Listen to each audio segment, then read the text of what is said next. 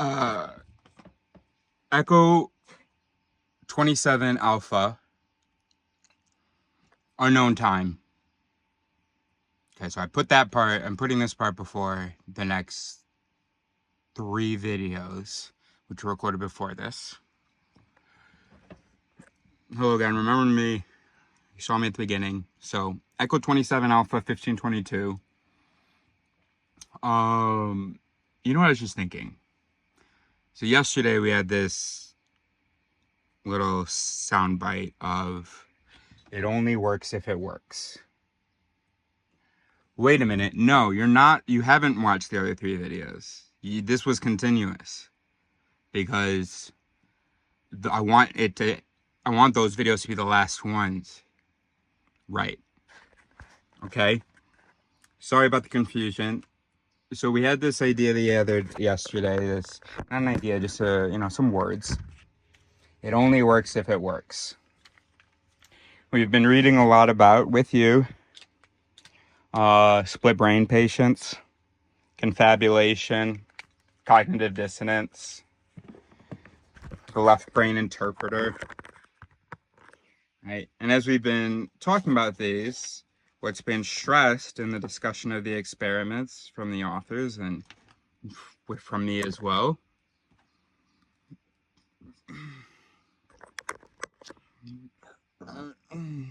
is that these patients are absolutely convinced that what they're saying is true, or that what they're experiencing is true. Remember we talked about and if you don't know what I'm talking about, then just look it up. Snow shovel chicken coop, right? Split brain. And I lost my train of thought. One moment, please. Right. And we talked about the evolutionary advantage of the fact that sort of knowledge is, maybe you could say, compartmentalized in the mind. So the brain, not every neuron needs to be involved with every other neuron, right? So sometimes there is going to be activity in one part and parallel activity in another part. There's no idea about that first activity and vice versa. Well, sometimes that second part is the interpreter or the explainer. And what it's explaining is the action that happened in the other part. But since we're not integrated, meaning not every single thing is entirely integrated, well, the interpreter has to come up with an explanation despite not having any information, really. Just something that works well enough. Doesn't have to be based on reality, but something that's plausible. Now, the point of that is to be effective, efficient. You have that explanation, and then the brain uses that explanation. So the brain doesn't come up with that explanation as an exercise.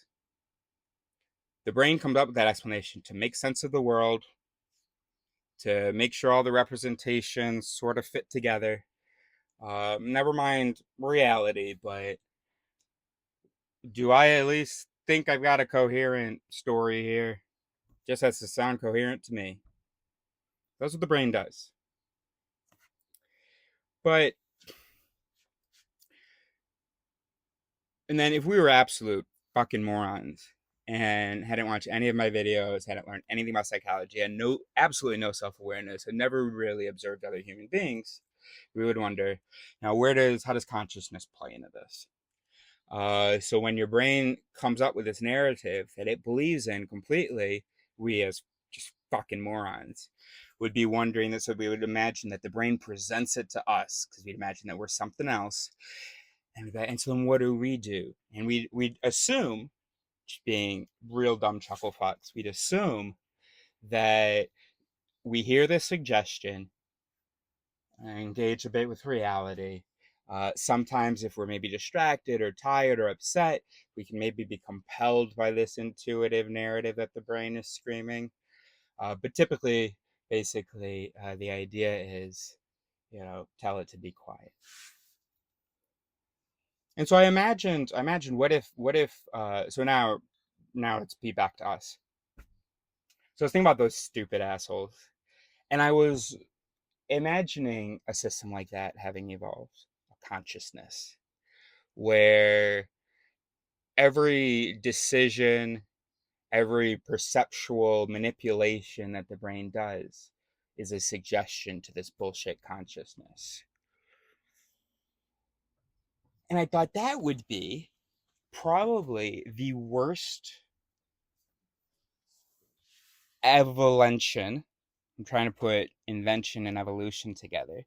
That would be the worst evolution ever. You would absolutely be screwing your species if you put this other thing at the helm. So this thing who had final say, who was pushing the motor button, saying, all right, yeah, let's act on that impulse. And it's a thing that thinks as slow as basically humans talk. It may be twice as fast, but no more. And can you imagine putting into a species a consciousness that had the power and needed to evaluate and had the power to veto every calculation of the brain?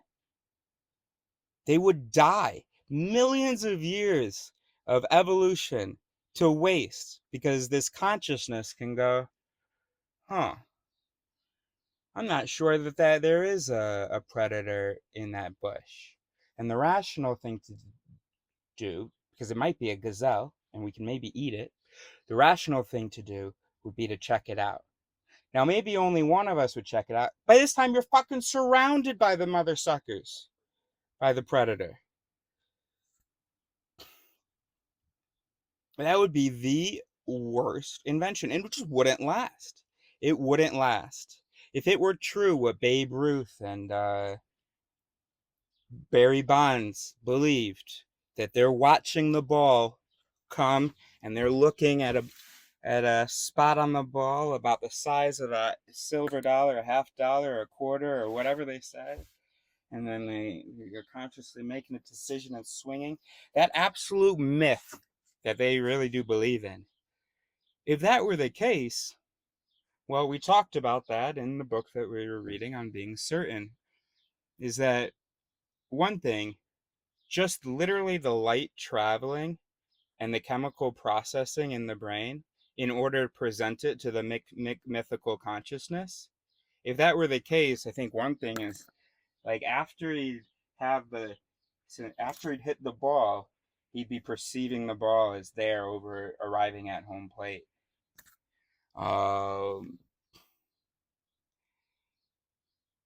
It wouldn't be confabulation. It only works if it works. And so anyway, so I think this was kind of a new thing that I'm adding to the let's forget about consciousness Kes or Essek. My Kes being let's forget about it. The Essek thing. Is this like a thing we should be thinking about or forgetting about? Let's forget about it. It wouldn't make any sense to evolve that way. It just wouldn't make any sense. Now, what does make sense to me is increasing interconnectivity, increasing sense of union, increasing sense of coherence, and more integration.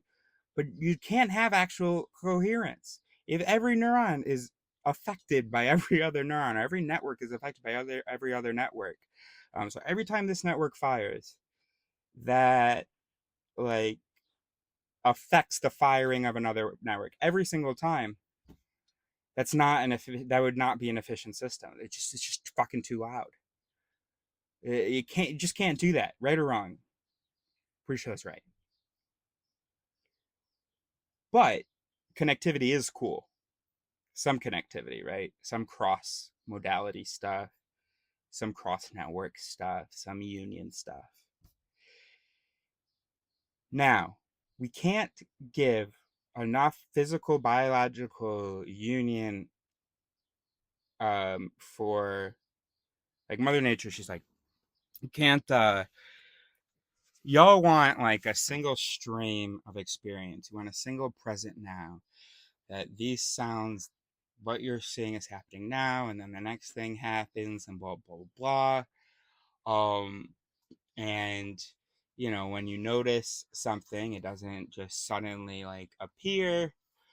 I can't give that to you, but with actual coherence. Um, there's no way for us to do the processing such that the visual image, the sound, and everything like that is literally processed at exactly the same time. Um, you know, and I can't connect. Like I can't put your time perception perfectly in tune with your sensory inputs. Um, not because, for instance, let me give you an example that Dr. Burton gave us. If you slam your foot down, you hear the sound, perceive the visual, and feel your foot touching the ground as being a single moment. It's not like boom, feel it hit the ground, boom, feel it hit the ground, right? Or it hit the ground, boom, feel, right?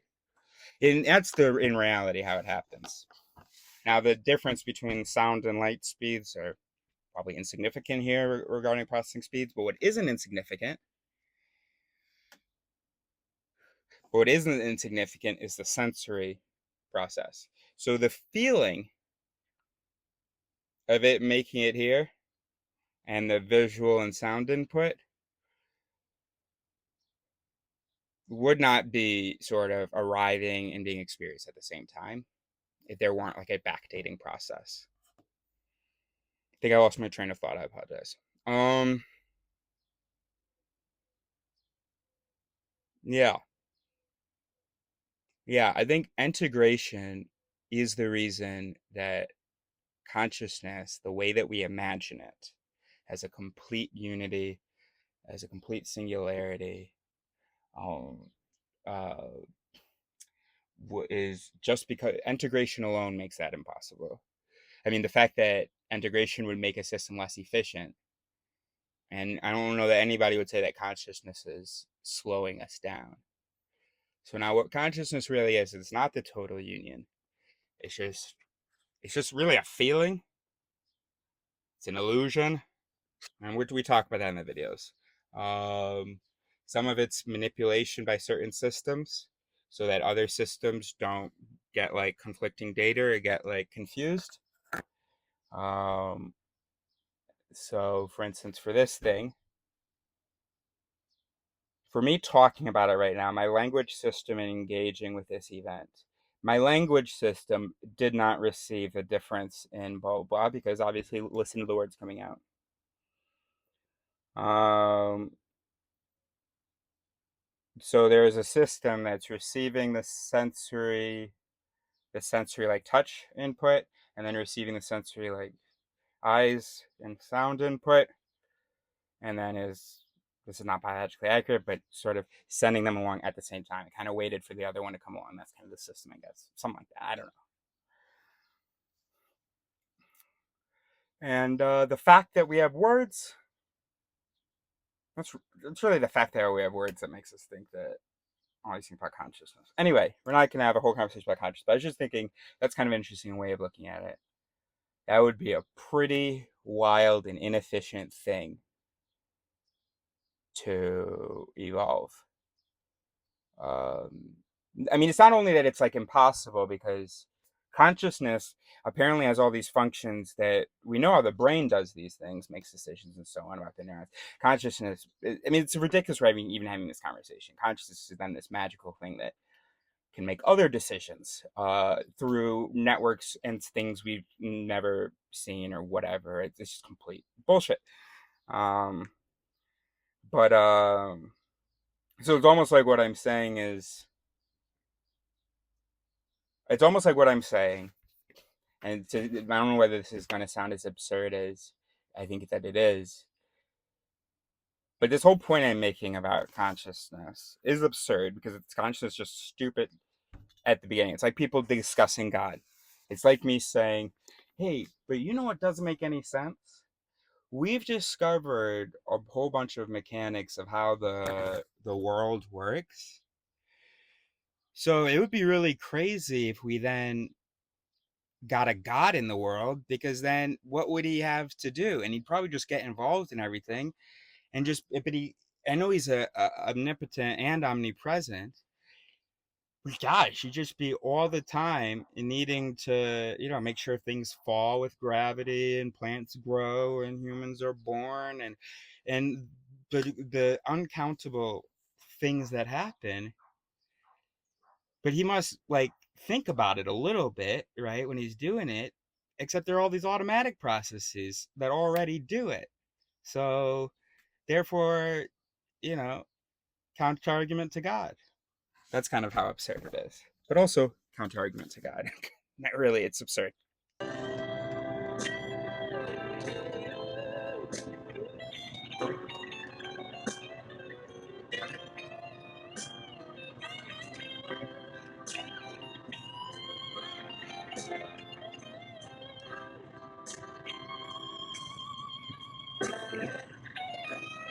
When I'm out on the road,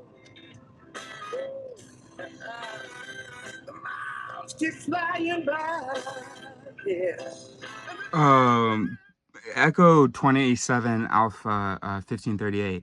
Bro, consciousness is literally the god of the brain. As far as the explanation thing, like anything anything that I would say, any general thing that I would say against lots of general things that I would say against the idea of consciousness, I could say against God. And also the compulsion towards consciousness is the same compulsion as toward God, where it's this feeling of it existing. You look out in the world, wow, look how beautiful that is. God must have done that. Wow, look at how we're able to discuss our thoughts. We're conscious. Wow. But what we don't go is, oh my gosh, look at that little boy getting raped. Gosh, God, huh? And what we don't go is, fucking, oh yeah, she's addicted, she has depression, she has ADHD, she's tired, she's hungry, and so she's not functioning. Whatever it is, she's not functioning. Consciousness, huh? I like that. I know I look a little smug, and I apologize for that, but I like that. Make me say, make me cry, make me believe.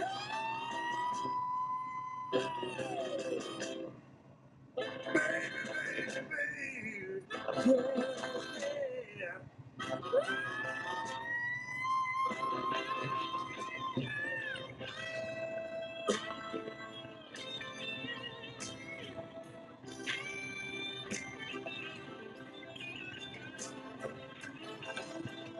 Echo 27 Alpha 1541. In case your dumb Maja was, oh, but humans have free will. Okay, it was a boy fell on a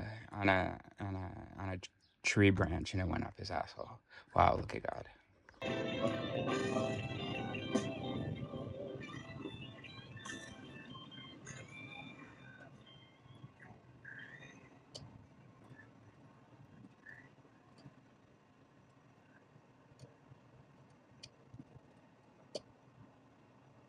Out of sight, out of mind, let me be free.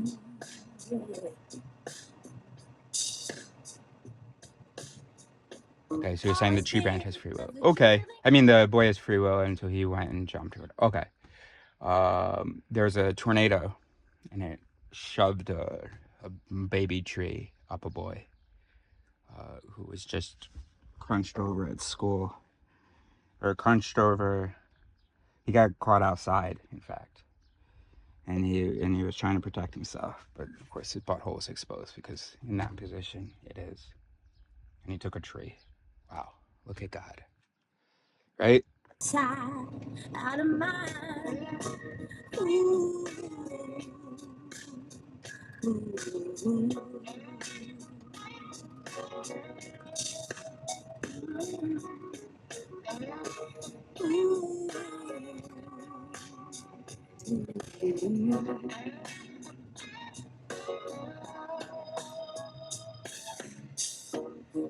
more of your lies. Echo 27 Alpha 1543. You're really annoying me now. No, that has never happened. But you know, you must realize that you're monitoring, because, and this is going to be part of the how to assess, make sure that people are properly participating in dialysis. You are not properly participating because there's got to be some protocol where if you have a counter argument, you got to go, yeah, but even if I solve this counter argument, is there still an argument? Because no, because even if indeed that your counter argument is true, that has never happened before, and so it's terrible evidence for God. Is it terrible evidence for God because haven't terrible natural things happened to human beings? It's very unclear in the Bible, by the way, who God's children are. He keeps making humans and then just choosing some of them as his preference. I mean, it really gives you perspective on Israel and the chosen thing. Anyway.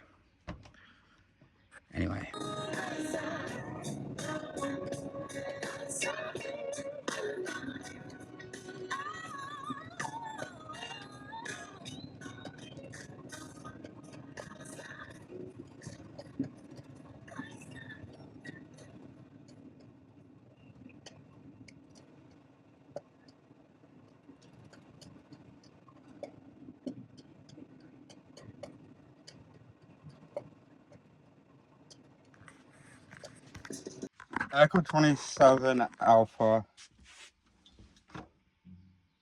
1547. Work on something with me, please. I don't know whether this is the day I pick up my dad, or what. I don't know how long I'll be driving today. But this follows the video I just recorded, which is probably included on the, or maybe you just saw it, I don't know. Let's use the mic. Okay. I like that thing that I said about if you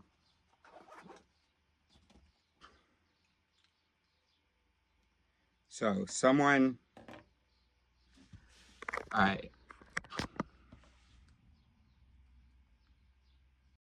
right, so thank you for your patience. What I said was, what were we talking about? I don't want to say the real thing we were talking about.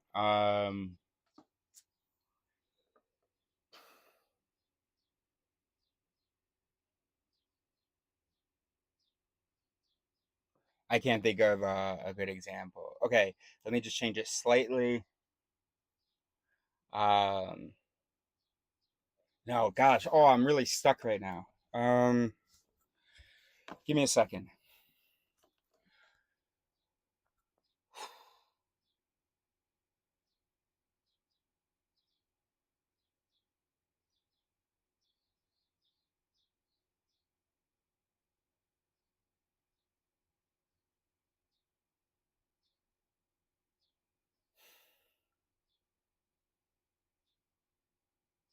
But actually, the whole "that has never happened before" thing is kind of a kind of a common and particular majit, isn't it? That's kind of a fallacy itself. So if someone gives an example of something to make a point,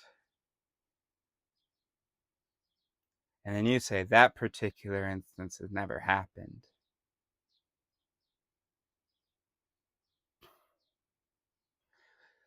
well, I mean, that's actually well, what we're trying to figure out. So what we were talking about was there should be like a rule that if you're going to counter what someone says, for instance, someone gives me an example to support a point, and I say, That instance has never happened before. So I'm countering their example and their larger point. Now I'm not actually thinking that. I mean, this brain isn't actually doing that. I'm probably moshing in the case they were talking about, where it doesn't matter whether or not the example has actually ever happened. The point still stands because similar things have actually happened. So the certain irrelevant details about the example weren't true, but they're irrelevant to whether the thing that is being talked about happens. So we had an absurd. We had a. I just have to. We had a boy being pennied by a tree branch as an example of human suffering from nature, and we were talking about God and stuff. Okay, that's out of the way. So then you say to me, but that's never happened. Okay, that visual was unnecessary then, because that's never happened. But have things happened? Have natural disasters ever happened? Yes. Okay, then you're clearly operating in bad faith here. Because remember, for dialysis, we're trying to work together. So I wanted to write that on a note, and I wrote, if your counter is true, that example has never happened, does it actually counter the overarching claim? So using the vocabulary we've been working on, and the vocabulary, it's not because I just want the definitions to be really clear and the language to be really clear. This language can be really hard. So yeah, I've invented words, even though you could talk about a lot of these things in regular English, but I just have a suspicion that it's better this way. Okay? Maybe that suspicion is wrong. Tell me how it's wrong, and then we deal with that. All right. So some vocabulary that we've been working on with Manalaris and stuff. So I don't want to go up on the board. It's too hot. So just, yeah, watch the drive anyway. Okay.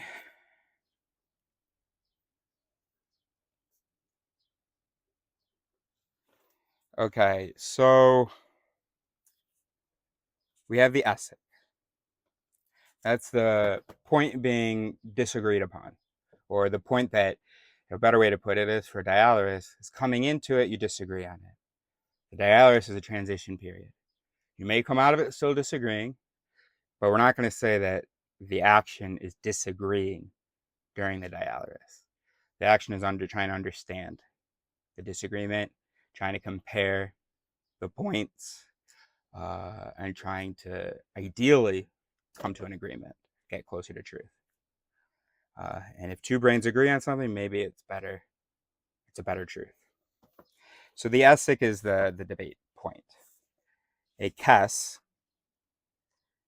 esic is from the Bible. It means conflict or something in Hebrew or something, or in Aramaic, I don't know.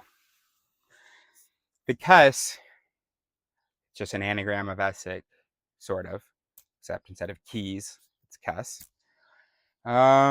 Is each person's overarching, like the topmost claim regarding the esic. So the answer to the esic, maybe it's going to be good to phrase the esic as a question, and the kes is, yes, that is true, or no, that isn't true, or we should do this, we should do that. All right, so you've got your esic, and each participant has a kes per the esic.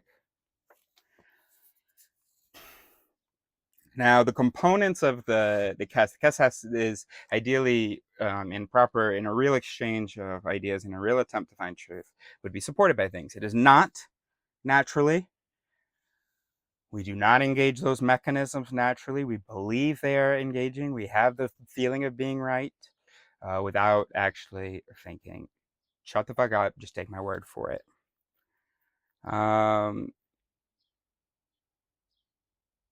or if you believe me about that, then okay, maybe then I believe that you're humble enough to sometimes be able to do that. Maybe I don't know. No, never. I've never. You need pen and paper. You can't keep track of the points otherwise. So no, it's never happened.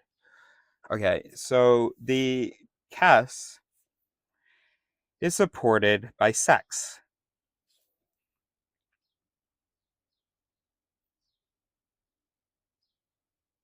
Now, sec is not as specific of a term as CAS, because CAS it's a level in the hierarchy, right? It's the main claim, the main response to the ethic. A sec can be two different things that come to mind. A sec can be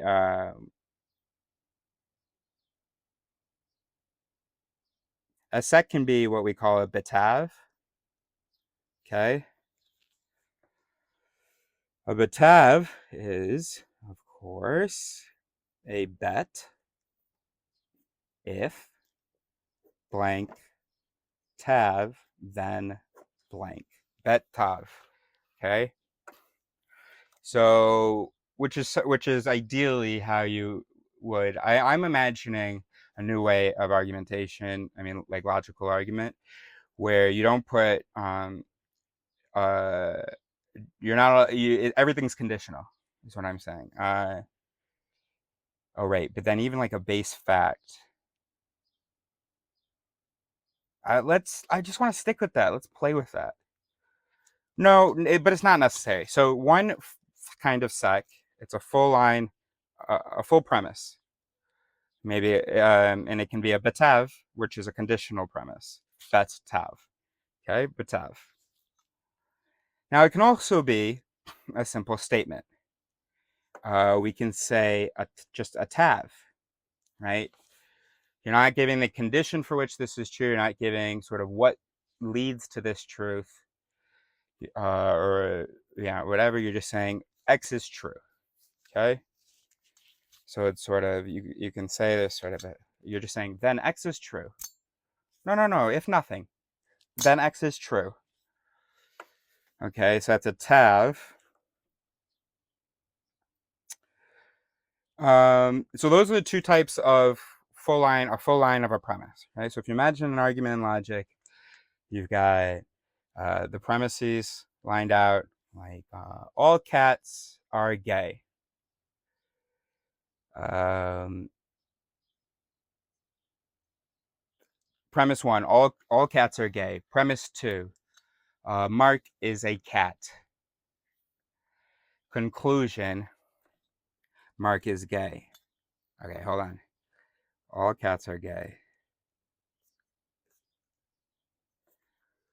Mark is a cat. I'm very excited about something I feel coming. Mark is gay.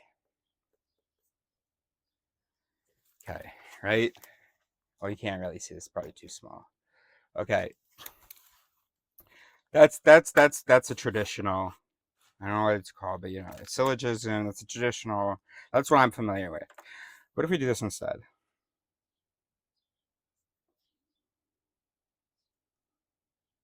Premise one.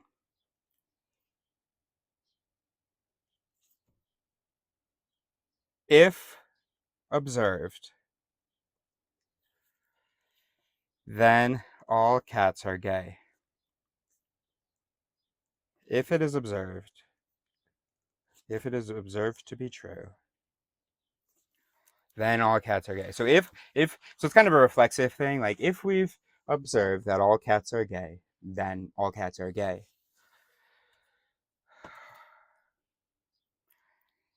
Or maybe we're tempted to just put the tav, all cats are gay. But I really like this. I really like this because yes, it always leaves before, because then you have to say, well, how are you going to establish that it's been observed? So you need a premise. If uh, um, if the only published research on cats says that they are gay, and none of it says that they are not gay, then it is observed to be true that all cats are gay. And if it is observed to be true that all cats are gay, then all cats are gay.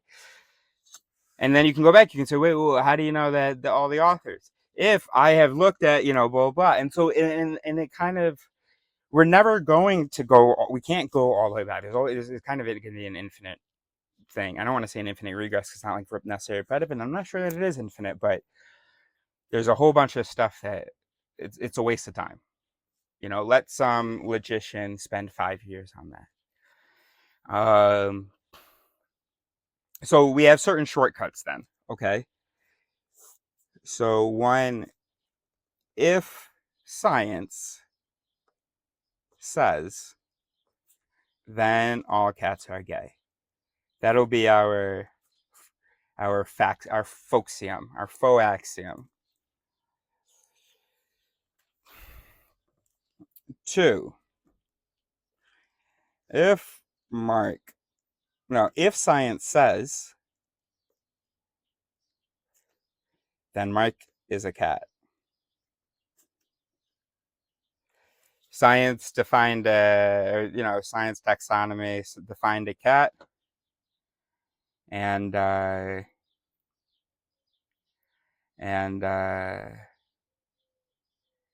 Mark,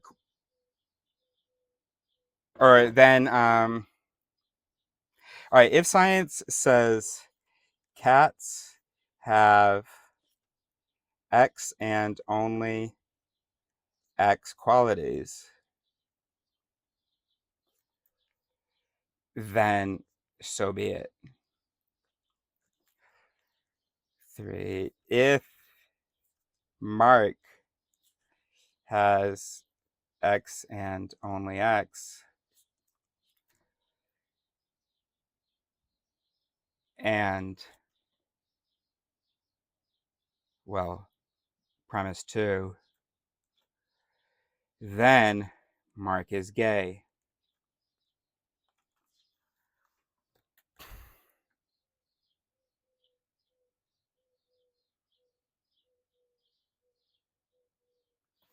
I feel like it's more nuanced. I like this. So I don't, know why, but so then rather than having like these are my premises, this is a conclusion, I like the fluidity of this, the lack of finality, the lack of beginning, kind of. And then you just look. Do I accept these conditions? All right, so it says, if science says all cats are gay, then all cats are gay. Do I accept that science says all cats are gay? Yes. If science says cats have X and only X qualities, science does say that. So be it. Okay, I can validate both of these premises, or both of these sects. Oh, and then here we have the cuss. That's what number 3 is, the cuss. So I guess the ethic was, yo, is Mark gay? Yo, is Mark gay? Or is he ahead of the sexuals? Meme. The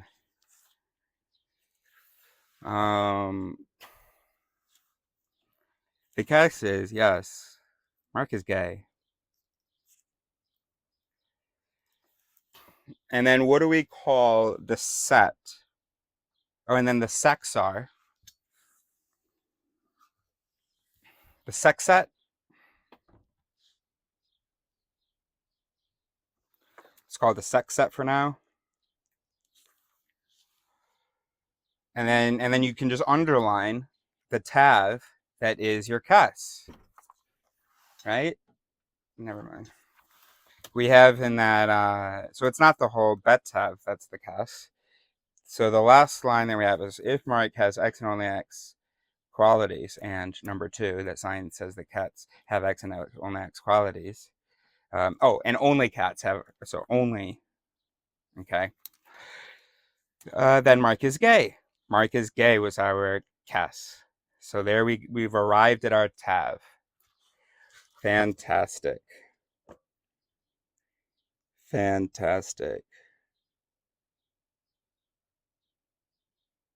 Now these are logits, right? A betav is an it, right? Because an it is if then, right? Um, where the betav is the kind of it that you see in an argument. Maybe it's the same thing as what I've been calling a logit or a logit, logit, logit. Um, but so these are logits. These are not mental processes. There's not a neuron that's like, I don't know. I don't know. Maybe I shouldn't limit it. I mean, could there be like a network that goes, if science says, I mean, not literally. No, of course not. But anyway, also, the way you got to an opinion is not the argument that you want to present. First of all, you don't know how you got to the opinion. And second of all, it's probably bullshit. But maybe maybe it was also true, the opinion, kind of coincidentally, and maybe you were able to see that when you evaluated it more. So we're not really putting down, this is not the same thing as a map it, right? We're not mapping out the psychological processes. That's my point. All right, so there's some things that we want to have a cool little vernacular for. If science says, like if fact, something for the reflective, things we're not really even trying to trace back to the origin or the, what the bet is that gives us this tab. If science says, if known, that's another one. If established, and I bet there's already some Latin thing for that. Let me put this on the words we need for reflexive betavs. Like if science says, then humans are bipedal for establishing a tav. Okay. So, all right, let's start over. Got an essay. The question.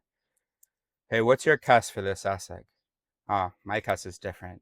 Let's do a dialysis. So you're saying Mark's ahead of the sexuals. Ahead of all these sexuals. I think he's of the homosexuals. I think he's back behind the sexuals. So I prepared a little sex set here. To justify, to arrive at my cuss. Not literally how I arrived at it. Really, it was just his vibe. But how one could logically arrive there. So here's the thing. So well, it's really just a tav. I've got a not reflective. Did I write reflective there? No, reflexive. So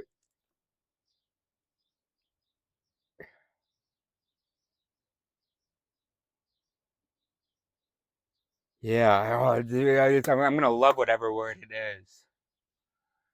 If we'll get there. Okay. So if all right. Anyway, as our professors back in the day would have put it, all cats are gay. They wouldn't have done it up a tav, just a tav. Then all cats are gay. All cats are gay. Okay. And then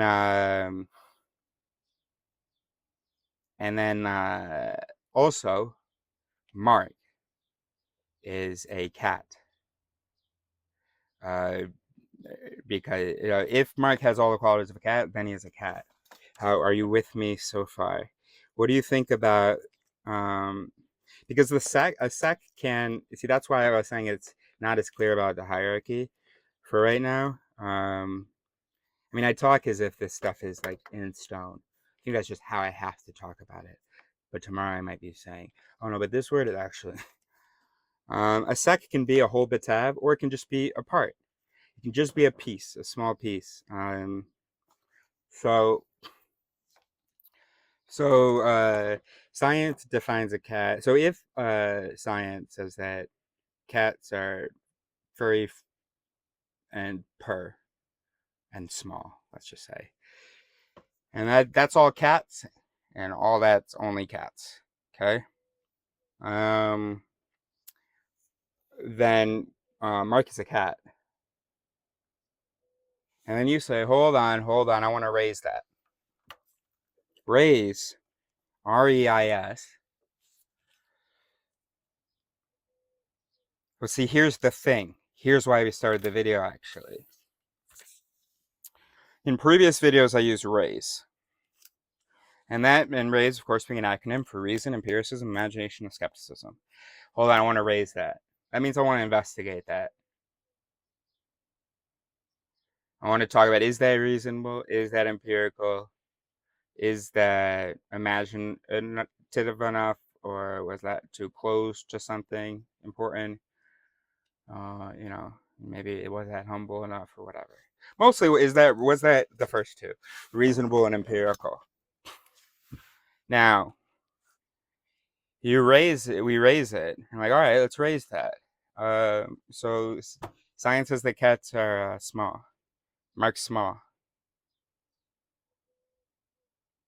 Well, that's the sec, right? That you wanted to focus on, whether I said that Mark is a cat, and that's the sec that was a problem, right? Now, I think I had also said a sec about how science defines cats. Did you want to, what did you want to raise? Okay, so you agree, which is what you, let's just say I, that that's how a cat is defined. But what you want to raise is my sec that Mark is a cat, or that makes Mark a cat. Okay. Okay. So let's run through then the different qualities and tell me whether you eye it or whether you seri it. Seri? Sear. Whether you sear it. Whether you sear it. S-I-E-R. Whether you sear it.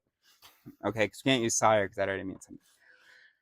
And then you tell me whether you sear it and you want us to dounce it. Dounce it means when we establish for the record that a statement is not true and not to be supporting anything.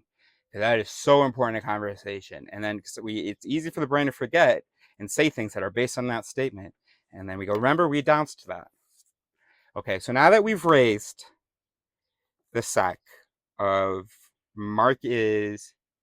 Sorry, one question. Are you trying to raise the tavness of it? The fact that I'm saying that because science defines cats this way, that Mark is a cat? Or what is the exact sec? Okay, the exact sec is that you think that Mark does not have those qualities that a science is defined as a cat. Okay, now let's try to identify the quality. Do you have it? Like, do you know what it is, or is it just that shows? You know what it is? Because Mark is big. Okay. He's not that big, but this is not actually where I wanted the conversation to go. Hold on.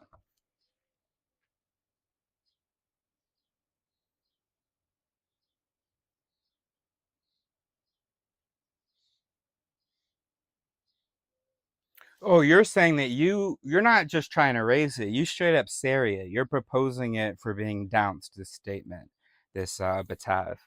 But the tav part in particular, that Mark is gay. No, sorry, that the sec, it's the tav that the reflexive batav, or just batav, that Mark has those qualities. That's the sec that you want to sear. Sear, I mean. I said earlier something else. That you want to sear. Okay. So, but in which qualities? It's the size thing. Okay. Now what do we do? He's not that big though. Okay. Well, here's what we do. We need to just get some details. That's all. What is the size quality parameter of cats according to the scientific definition? And then we'll just measure him. Okay, very good. But what does this have to do with? So if your sear is true,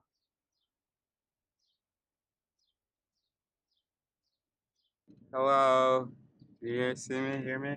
You know what's sad? That we don't typically. So we on average, wouldn't it be great? This is not a lot of room, eh?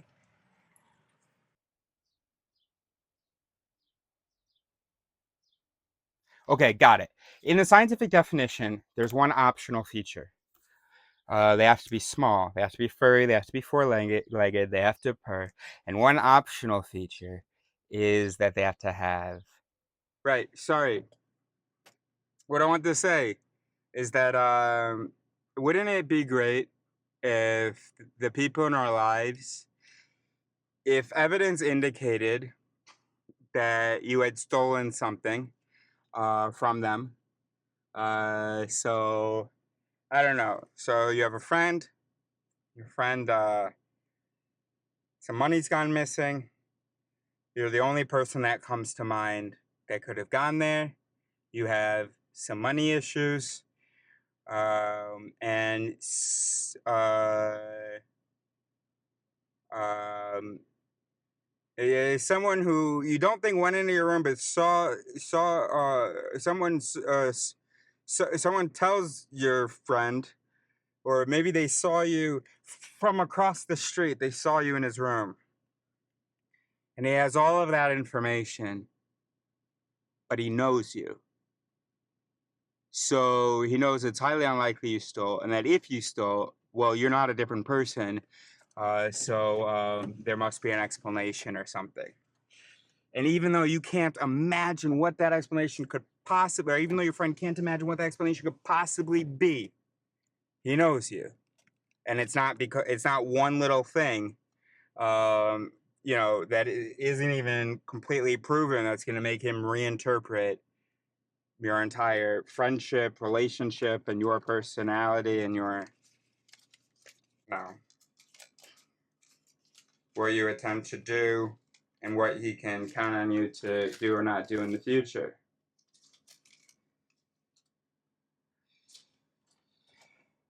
That'd be cool, huh? A spot here. Okay? So all of those features maybe are included. And let's say, I guess it was phrased badly or something, I don't know. But someone wants to sear the sec that he's got a spot under, that he meets that criteria. Okay, you're right. He does meet that criteria, but he actually doesn't need to meet that criteria in order to be a cat, because that was the only optional criteria. So we have the sec that Max has all of the qualities, and you've pointed out that he doesn't. Okay, true. That's true, and we're going to correct that. He has all the necessary qualities. But the fact that rather than just telling me to add necessary, that you wanted to sear the whole thing, makes me think that we're not trying to work together here. Because all I have to do is add in one little word, necessary, and your sear there, or your sear there, does not matter for the soup cast, for the overarching thing. Soup means overarching, right? And so that's a rule. Okay, there we go. We've done it. If your sear has no impact on soup, then one measuring point. And we can say that, you get to make up to 100 mistakes, because nobody is perfect. We're going to do these things. But you'll be in a conversation sometimes, and it's just like they're doing anything they can to negate you, but it's things they actually can't do. But it just makes sense to them as a negation. So if your seer has no impact, what do we mean by that? If your seer, so if your seer of sec doesn't, wouldn't sear its soup, then one measuring point. If the seer of a piece of what someone has said, of a par, doesn't sear the whole that is a par of, so it's soup, then that was just a lawyer move. And that's okay, it happens. We are brains. And it only works if it works, right? So we didn't evolve with these nasty little lawyers for them to sit on the sidelines. Of course, when we're having a conversation, they're involved. At this point, though, if you make it up to 10 measuring points, or every 10 measuring points, there needs to be a break and an affirmation thing. We are working together. We love each other. We respect each other. And we appreciate that we are our best its. We identify as our best its, and we appreciate when others help us catch our mallets. And we are aware that our identification of bonnets and mallets is fallible. We admit we're fucked, and we're just trying to figure out something together. Okay, great. Let's get back to it then. Yeah, that's good.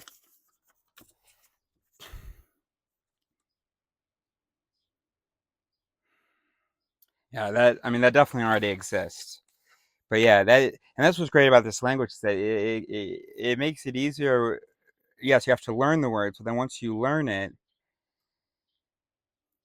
there's more consistency in your representations. Like every final rejection of a statement is a downs. I don't think just rejection or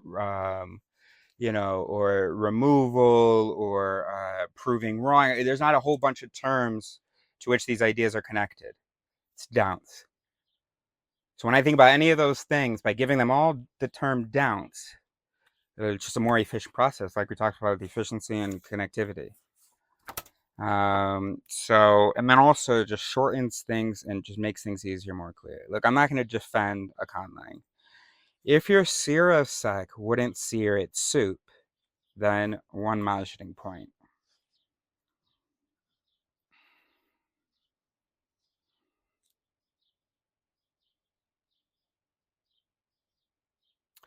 Is that what we're saying? Or are we saying if your seer is shit, like it doesn't really sear?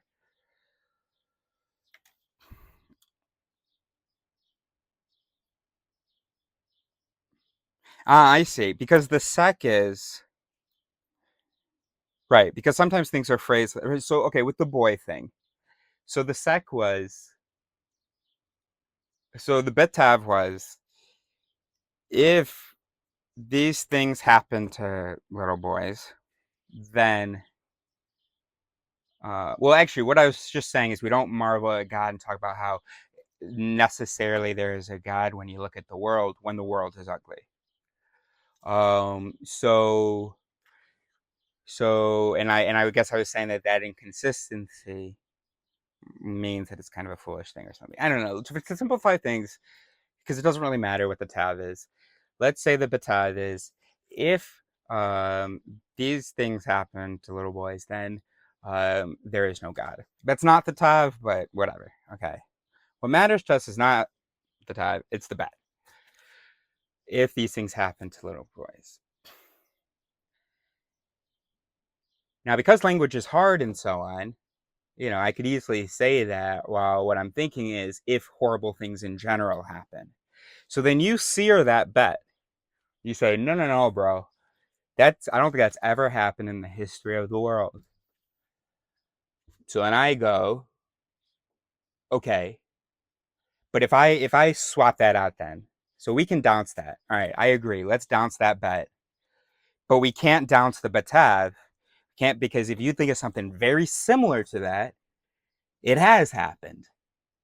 And we're both human brains. We're both able to think of natural disasters. You knew I was going for a natural disaster.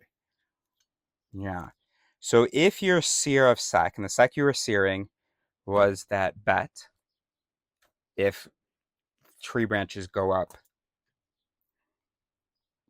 um, you know, but if that doesn't actually matter for the whole betav, without a simple and obvious correction, right?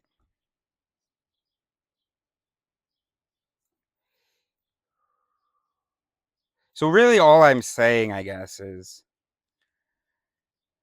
no, I don't know. Yeah, if there's a simple and obvious correction to my argument, fucking play ball, bro. Make the correction. But don't act like you can sear the whole betav. Right, and so that's the thing. Right, no, that's the problem. Is that when you said to me that has never happened in the history of the world, look, we can't waste time. So I'm gonna take it that to mean that you're not just talking randomly on a tangent. I mean, unless you say that and then say, but that doesn't matter. But if you say that and keep looking at me like I'm supposed to respond to that, then you're saying that you're searing the whole betav then. Because I just said to you, if this happens to little boys, then um, problem of evil. And you're saying, no, that has never happened, so no problem of evil, right? That's what you're implying, unless you say, but that doesn't matter, right? And it's hard to think about actual human minds and so on while talking about logic, because we're so used to talking about logic with the illusion of being rational. So, like, there's this assumption that we always say what we mean, um, and all this stuff. So I feel the conflict. I keep realizing, oh no, that can be an actual part of the system. It's not just about the logical stuff; it's about the psychological stuff as well, and the human aspect, of course. So, and I've made videos about this recently. You know what? I feel so vindicated, so legitimized, because sometimes I talk about something, I'm like, oh, what? I don't know, and I'm putting this on YouTube. I feel like I'm making people watch it. But the persuasion videos,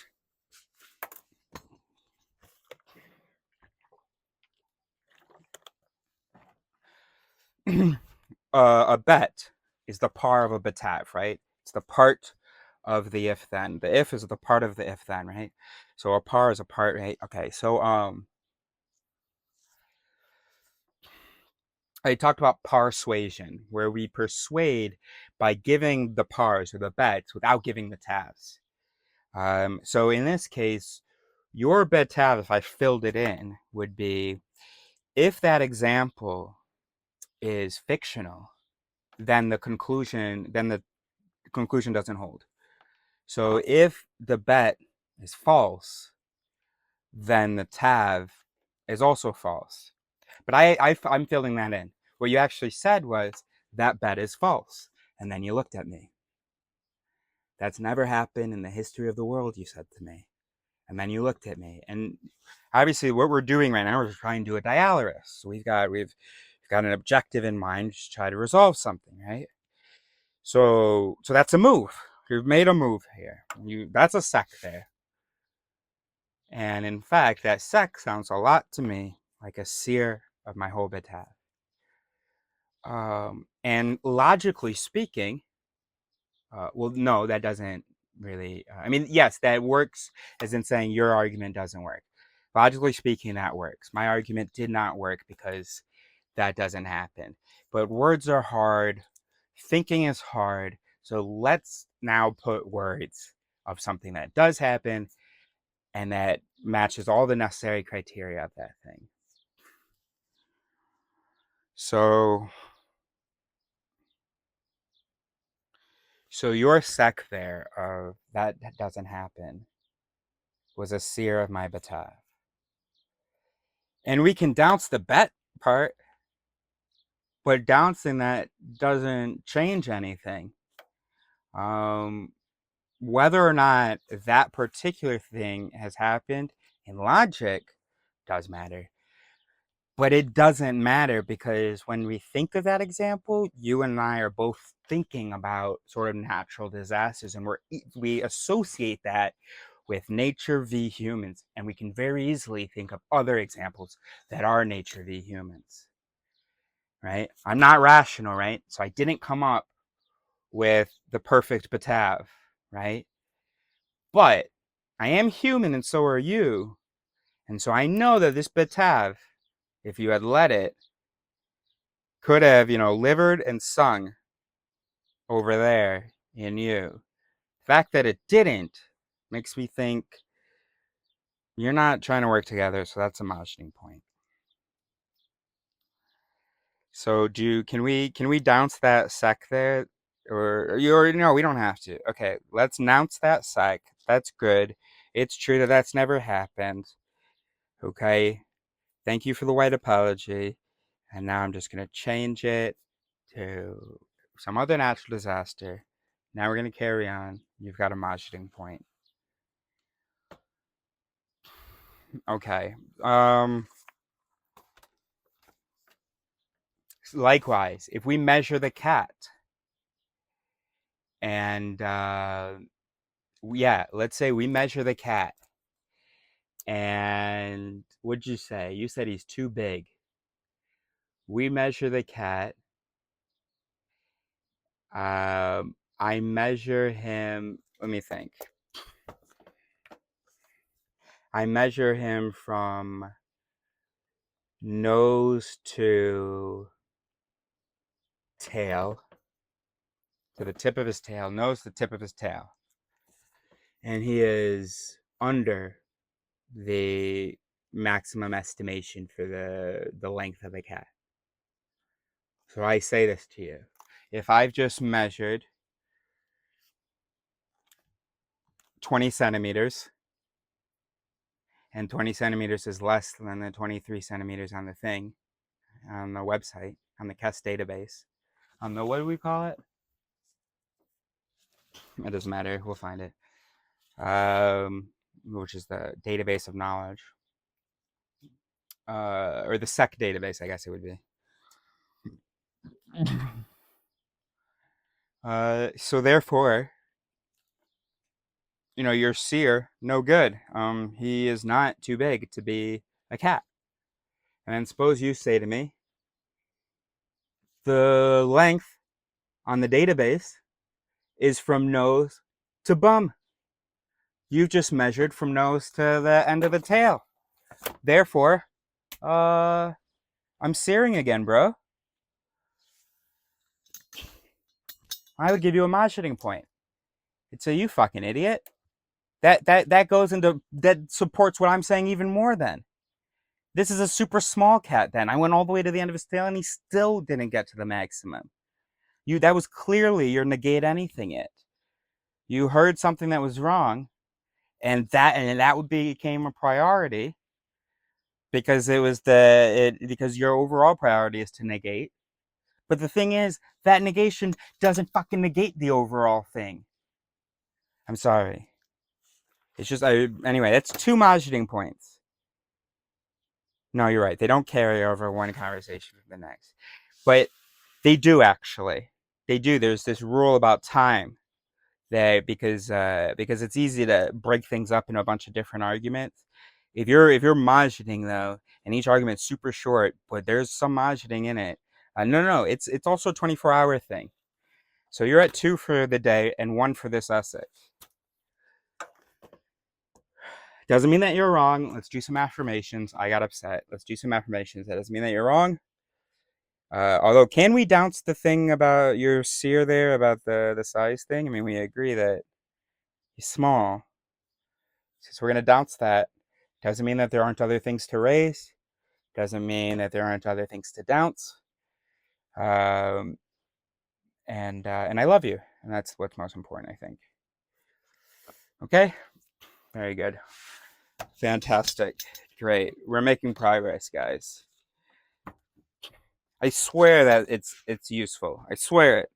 And if it hurts you, my darling, you only have yourself to blame. Like a true said, all that shine is not gold. Yes, like a true said, all that shine is not gold. And like In the future, when we have recognition, so in year 1 CR, no, we'll keep it the human era, I guess. But post CR, post recognition, post reflection, post research, post resolution, once that's all been invented and is a part of the culture, we will be saying fuck you to each other more often. Not me and you. We won't be alive at that time. But people will be saying fuck you to each other, or whatever equivalent, more often. And you're thinking, oh, we say it now. Yeah, but it's so dramatic, right? When we say it now. And maybe you'll say it to strangers. But for most of us, to say it to like a family member, unless it's like your sibling, is a really big deal. And even if it's your sibling, it's just a really big deal. It's very dramatic. Now, here's the thing about that, though. It is natural to get upset. We're human brains. We have emotions. And the way that our emotions are set up is that, well, it happens to us, more than once a lifetime to get very, very upset at somebody else. Sometimes we're wrong, sometimes we're right. Either way, we can't tell in the moment. And the way that the system is set up is that there's something comes out of that emotion. If you're mad at someone for doing something, maybe you insult them. If they're stopping you from doing something, you insult them maybe. Now, what's great about fuck you is that it doesn't have to be permanent. There's no insult in it. You don't have to call them stupid. I mean, in the future, we'll be doing that too a little bit. And then we'll be apologizing afterwards. But it is okay to feel that. As long as once that calms down, you're looking to resolve it. And also you remove yourself before being, in my opinion, too physically violent, before there's too much blood. I think it should be absolutely normal, just like dog. And we try to do the same shit to dogs. They're not allowed to jump on each other in anything that might be considered aggression. They're not allowed to bark at each other. We get really nervous, and we tell them to be quiet. And I've been fortunate enough recently to have met a few dog owners who understood that their animals were animals. I don't know whether they understood that we're animals, but it's like, unless one of them is crying, or just running and, biting or something, it's fine. So if they're tackling each other, even if it's growling, it's scary. And but it's just part of the process. It's part of communication. We haven't evolved the kind of communication that we culturally expect. Just doesn't. We don't have that. We don't have a way to, without insult, injury, or even outburst, a way to deal with our feelings. So what we're sacrificing by forcing everybody to be polite all the time and making it such a big deal, fuck you, rather than the big deal being whatever got the person to that point, or whatever's making the person feel that way, or whatever reason the person is feeling that way, whether that person is right or wrong to feel that way, regardless. That's the issue, not the fact that it came out as fuck you, not the fact that in that moment the person didn't abide, you know, the modern or the today's rule. Now, what we're sacrificing by not allowing us to do that is that basically, well, I think, let me see, how can I put it generally? Because here's one thing I'm imagining, that when you want to say fuck you to someone, you channel that energy sometimes. First of all, you're experiencing stress and so on, which is not necessary. Secondly, you don't really do much to resolve the problem. Maybe you channel it into some passive aggressiveness. You channel it into reassuring yourself rather than actual communication with the person. I mean, even when you're like, if there's even a part of you that's trying to do some kind of proper communication about it as we see proper today, being, expressing how you feel, trying to find a solution, that process gets hijacked by the still very angry needing to express themselves mechanisms, which is why it becomes passive aggressive. Sometimes you really think you're trying to be polite and sort of diplomatic and respectful, and find a solution, but you're still fucking angry, and you're a brain. Okay, you're not an artificial intelligence that's perfectly programmed. So you're going to say, I mean, yeah, maybe we could try something else. I feel like we've already tried a number of things a number of times. What do you mean you don't think that we've already tried a number of things? No, it's not a big deal. No, it's not a problem. It's just I feel like am I the only one kind of keeping track of sort of the resolution? No, I mean it's not an issue. Um, so no, I'm not. Of course, I'm not worried about it. It's about looking forward. And so but as we're looking forward, I am kind of keeping in mind what can we do better in the future based on what hasn't worked so far. Because I know I've said that, expressed this to you a number of times, and we still haven't seen it change. It could be maybe that you're not interested in changing, but I don't want to believe that, right? Or is that no? Of course not. No, and you do care about my feelings, I'm assuming, right? Great. So let's just try to figure out maybe a way this time where it doesn't keep happening, the issue. Does that make sense to you? Terrible, terrible. And I get it. Your heart was in the right place, sort of. I mean, it was, but your heart wasn't where your mind is. You don't understand how your brain works. You don't even understand how your heart works. I mean, metaphorically. So you think you're being all diplomatic, you're really just being passive aggressive, and nobody's winning out. Here's how we're programmed to do it. Fuck you. No, fuck you. Fuck you. Fuck you. Fuck you.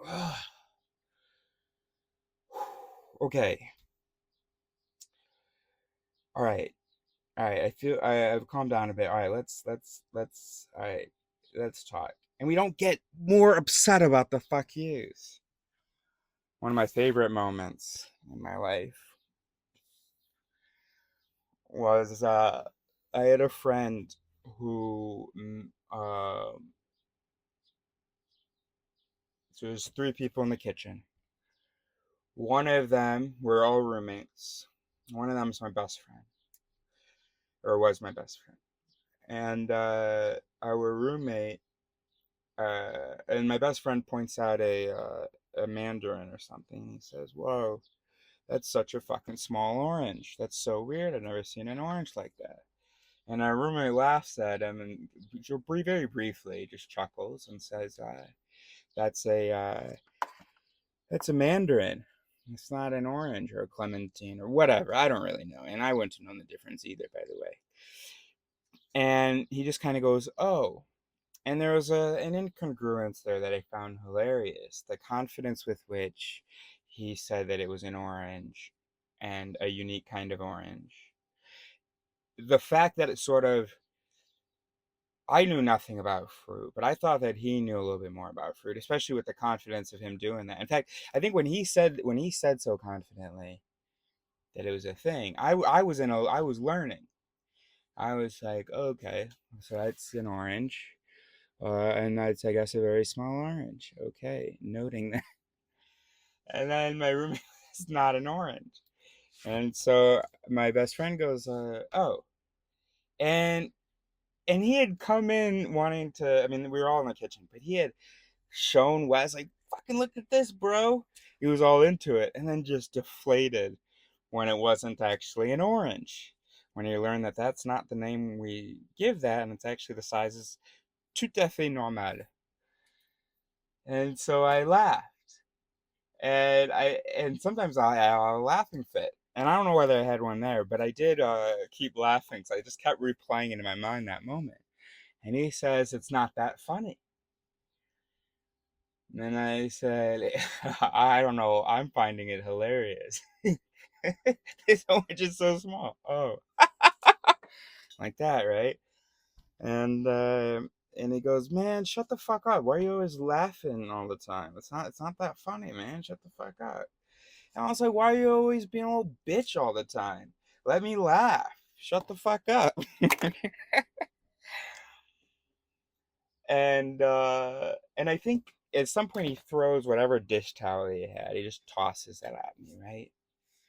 So that's not like a physical thing, but it is a physical thing. It's he wants to do something, but the rules outlaw any real physical anything. So of course, his physical, it's the best thing they could do was throw the dish towel. Um, and then maybe that's when I said the bitch thing. I was starting to get angry. Bro, it's not a big deal. It's just a little funny. Let me laugh at you. But he's making it into a big deal, and for some reason, the way I'm wired, that's starting to get. Well, also he's getting angry, which gets me angry. If someone's getting angry, unless I think that they might be justified, I'm gonna start to get angry. It's very natural programming, and it's not something that you just consciously blah blah. Which is why we need critical recognition. Because you can't even have this fucking conversation with people, because then people be like, right, and then in that moment, you need to consciously relax. Show me the conscious system. Show me how that's going to interact with the anger system. Show me. The fuck are you talking about? And when have you ever been able to do that? When have you ever just been blind with rage and then went and then consciously and prove to me that it was conscious, not that something distracted you, not that there was some other process, neural process in your brain. Prove to me that you did it with magic, and then I'll try to do whatever. I'll try to do replicate that. I'm not saying I've never been able to control myself. But it's not consciously. It's that there's one mechanism that was able to beat out another mechanism, a mechanism that valued nonviolence, or the mechanism that, whatever, that was scared of the consequences, whatever. So anyway, so he comes up to me. I'm sitting down. They're in the kitchen. I'm in the living room, but it's all connected. And he comes over to me, and he wants to get in my face. Fuck that. So I stand up to get into his chest. And he tosses me like a rag doll into the fridge. And I'm like, all right, let's fucking go. Hold on, I got a concussion, but let's fucking go. But I realize I'm actually on the ground. And he's got his hands like this. And so I'm laughing. I'm telling him, bro, no matter how strong you get physically, or no matter how strong you are physically, it's not going to compensate for how weak you are on the inside, bro. Oh, man. So I was doing insults. And he wasn't actually. He wasn't actually. He was doing the assaults, and I was doing the insults. And he told me I went purple. I started to go purple or something. I started to be a weird color. So he got off. I kept lying on the ground. I was still chuckling a little bit. I also had tears. He goes and meditates a little bit, comes back out, helps me up, helps me sit up. I wasn't ready to get off the ground. We just sit for a while. He's like, "Why you gotta do that, man?" I was like, "What's the big deal, man? Like, like, you know, I know that you get physical sometimes. You know that sometimes I laugh at you. Um, that's just what it is. We know what we're doing. That's just what it is, bro." And he goes, "What if I had really hurt you?" I don't think you would have. It's just, and that's what happens. He saw that I was going purple, and that had a calming effect on him. That made him feel like he had accomplished something, or at least had gotten out what he needed to get out. Or I mean that when that purple comes in, that's a new condition. That's no longer a threat. And so his anger probably went away like that, bro. Thank God, bro. And my anger went away because it just becomes really hard to get angry, to still be angry. And my anger went away, bro. That's just how it goes, bro. But instead, we bottle it up, or it comes out as passive aggressive, or the relationship is becomes toxic. Because, and for me, toxic, it isn't about sort of actions, it's about attitudes, it's about the moments between the moments. It's about, do you feel at peace with this person, or are there things that are bothering you, that are eating away at you about this person? That's when it's toxic for me. I'm not I'm not saying that we should be hitting women, but I think that guy friends, first of all, they do fuck you. This guy was a little bit sensitive. And sometimes, certain cultures are a little bit more sensitive about respect and honor and all that stuff. Other people are, more into it. I've never really been able to, unfortunately, really have friends where I could really make fun of them and be made fun of and everything's okay. But with this group, we did, when we were playing a specific game, we did that and we loved it. But everybody would always go easy on my best friend because he was the big guy who could actually get angry. But also, there's the quiet, sort of sophisticated, real man guy who you weren't necessarily worried about him getting physical, although he could, but just of taking it too personally and just being mad. Actually, all three of them were kind of bad at it. I loved being the shithead, and I loved shitting on other people. Um, for fun, not if they're actually gonna feel bad. So I also loved praising other people when I was the shithead. It's just the absurdity of the insults, the absurdity, the fact that it's so incongruous with how we normally behave. So a lot of my praising would be very homosexual, right? Very sensual. My God, man, you're so sexy. Oh my gosh, you work out so much. Blah blah blah. Loved it. Anyway, we've gotten off track here. Just reminiscing a bit. The point is that I think it is unhealthy that I can kind of think of the very dramatic moments when I have said fuck you to my sister, my dad, or even my mother. And what I remember about those moments is saying fuck you. That's when the moment starts for me. I guess maybe, no, obviously, if I access the memory differently, if I was thinking about something else, I could also remember what was happening before. But it's just so salient, saying fuck you. And of course, part of what makes it such an effective outlet or an effective something is the power that it has, right? So it's kind of a balancing act, right? We can't be saying it all the time because then it won't have any power and we'll need to do more. But maybe that's okay also. Maybe it's okay that every once in a while we say I fuck you a single time. And then when we're really angry, it's fuck you, you motherfucker, I fucking, you fucking stupid motherfucker, you know?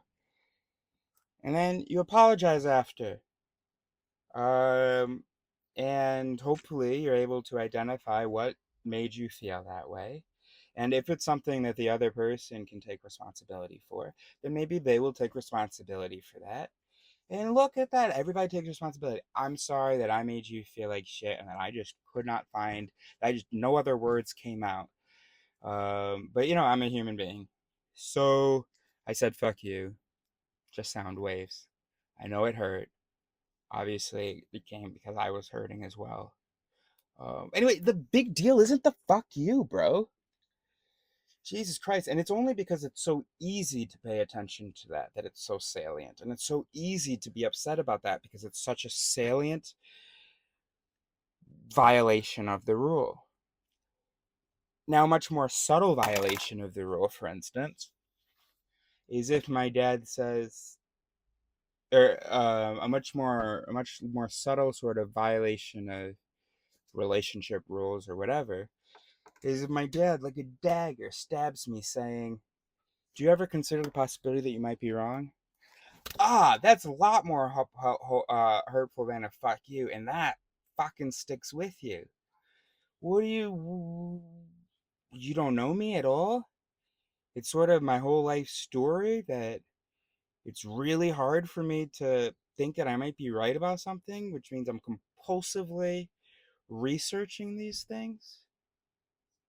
And also, you know that in my life, like, people have had that impression because I talk a lot that that I think it's impossible that I'm wrong. But I'm talking a lot to talk about what I can affirm or what I think might be right to so that we can engage with that stuff. So I'm really sensitive about that because I hate that I can't engage with people because they think I don't want to engage, but actually they're probably just projecting. I eventually realized that actually other people aren't really trying to engage in discussion where we both try to learn, and we're both willing to change our minds. So they project on me and think that I'm, but Dad, what do you mean?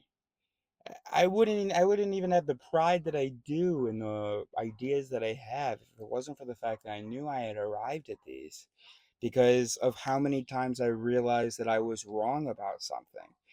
The whole me ego myth is called that because when I did a presentation back in 2015, I presented a model of which the ego is a component. And then 2 years later, realized, holy shit, that's completely wrong.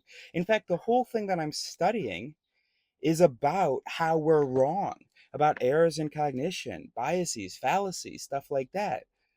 So I would have to be pretty blind, pretty oblivious, pretty arrogant to be out here researching how the mind is wrong, but thinking that I'm an exception. Now, do you have some, is there something I said that you have some like reason that I'm wrong?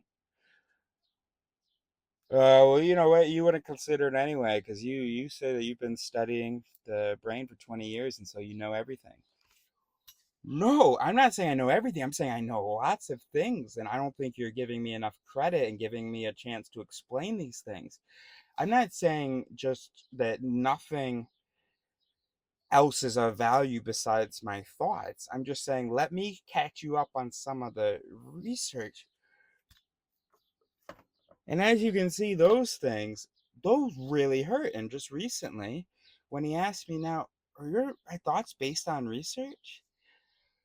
Golly, you raised me science, science, science.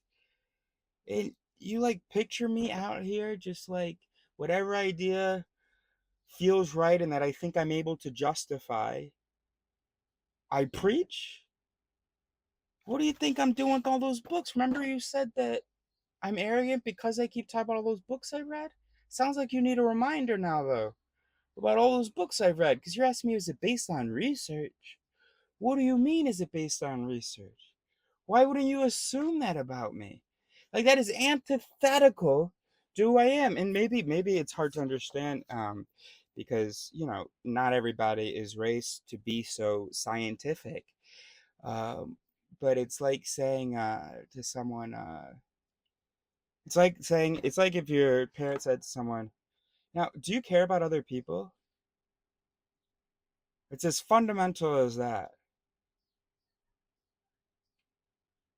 Hey, do you care about morality?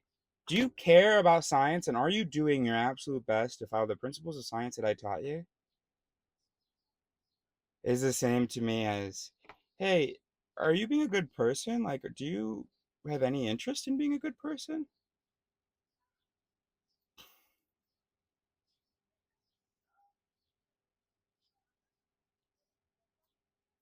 Now, that was kind of, I don't even know that I succeeded in explaining how much those comments hurt. Now, when he said to me, do you ever think that you might be wrong? Because I said to him, but Dad, in order to work on this stuff with me, if you want to work on a dialectic with me, you have to understand that you might be wrong about something, right? The only way to really have a discussion with someone is to say that I'm willing to change my mind. I just want to find what's true. This might be wrong. So if you want to do a real dialectics is not about debate, right? It's about trying to exchange and work together. Right now, if you let me explain to you some stuff about the mind, you'll have all the evidence you need to, consider that you might be wrong. Um, I don't know. I know I might be wrong. I mean, not about the things we talked about, but yeah, I know I might be wrong. Okay, great. Then let's do that. Well, Eris, has it ever occurred to you that you might be wrong? Um, yes, Dad. That's my whole life thing. Uh, Now I don't catch every time that I'm wrong, but I'm very aware of that. And I don't believe in anything 100%. And I wouldn't even say like what you just said about that. What? Okay, now that I've explained that, could you just give me an apology for that? What? I'm not going to apologize to you for that. I'm not apologizing to you for asking you a simple question about whether you might be wrong about things. And that makes sense. So, I didn't press. I said, okay, fine.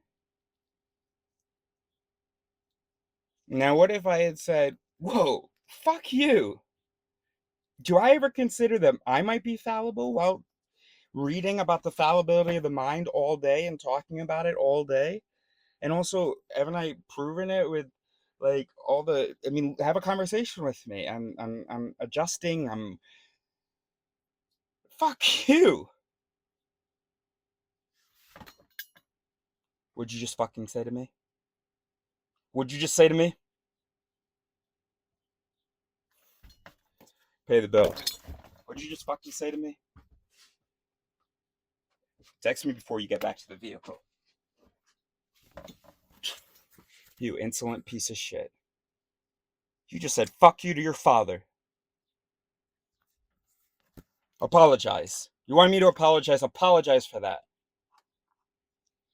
And I would be compelled because fuck you. Of course you should apologize for that, right? That's very salient, very simple, right? It's harder for the brain to wrap its mind around why an apology would be necessary for saying something that seems to undermine the whole thing about the person and just really hurts.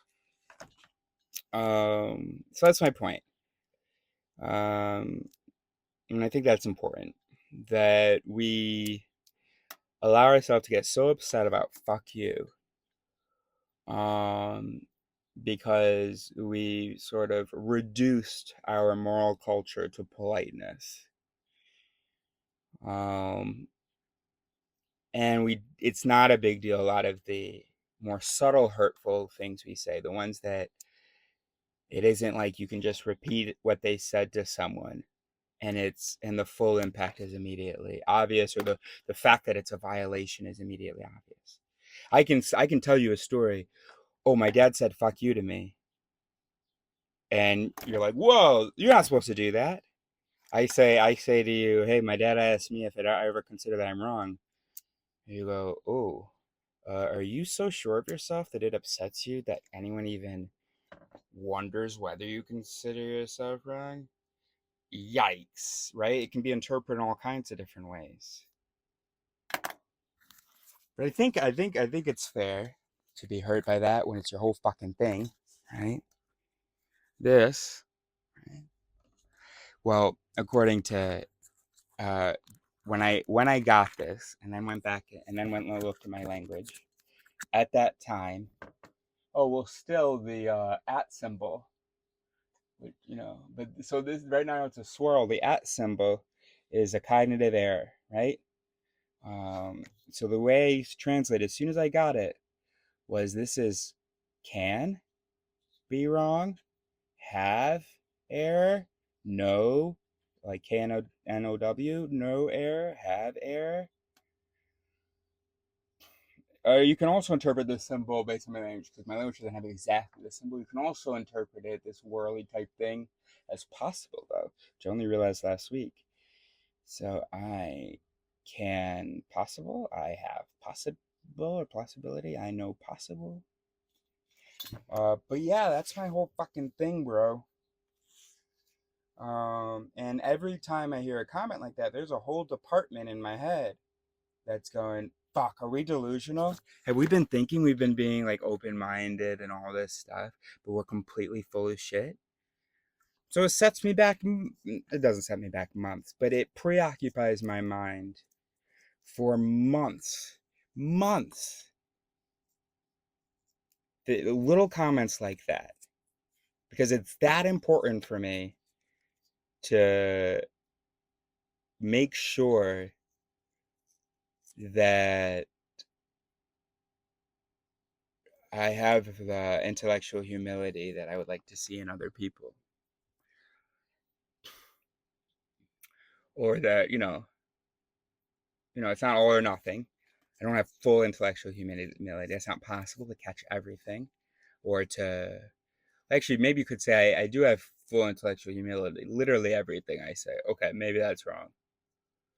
But I don't have full error detection, of course. And that's part of my humility, knowing that I don't have full error detection. So then I have to keep proving to myself and looking at situations, and it's just really, really stressful. And I think it's a lot worse than fuck you, which, even though, yes, that burns the ears, it means I am so bothered, I'm so perturbed, and I'm experiencing such an intense, high intensity, negative valence state right now that I'm going to use these phonemes that we only use for that case. So, what are they in English? Fuck you? Okay. Fuck you.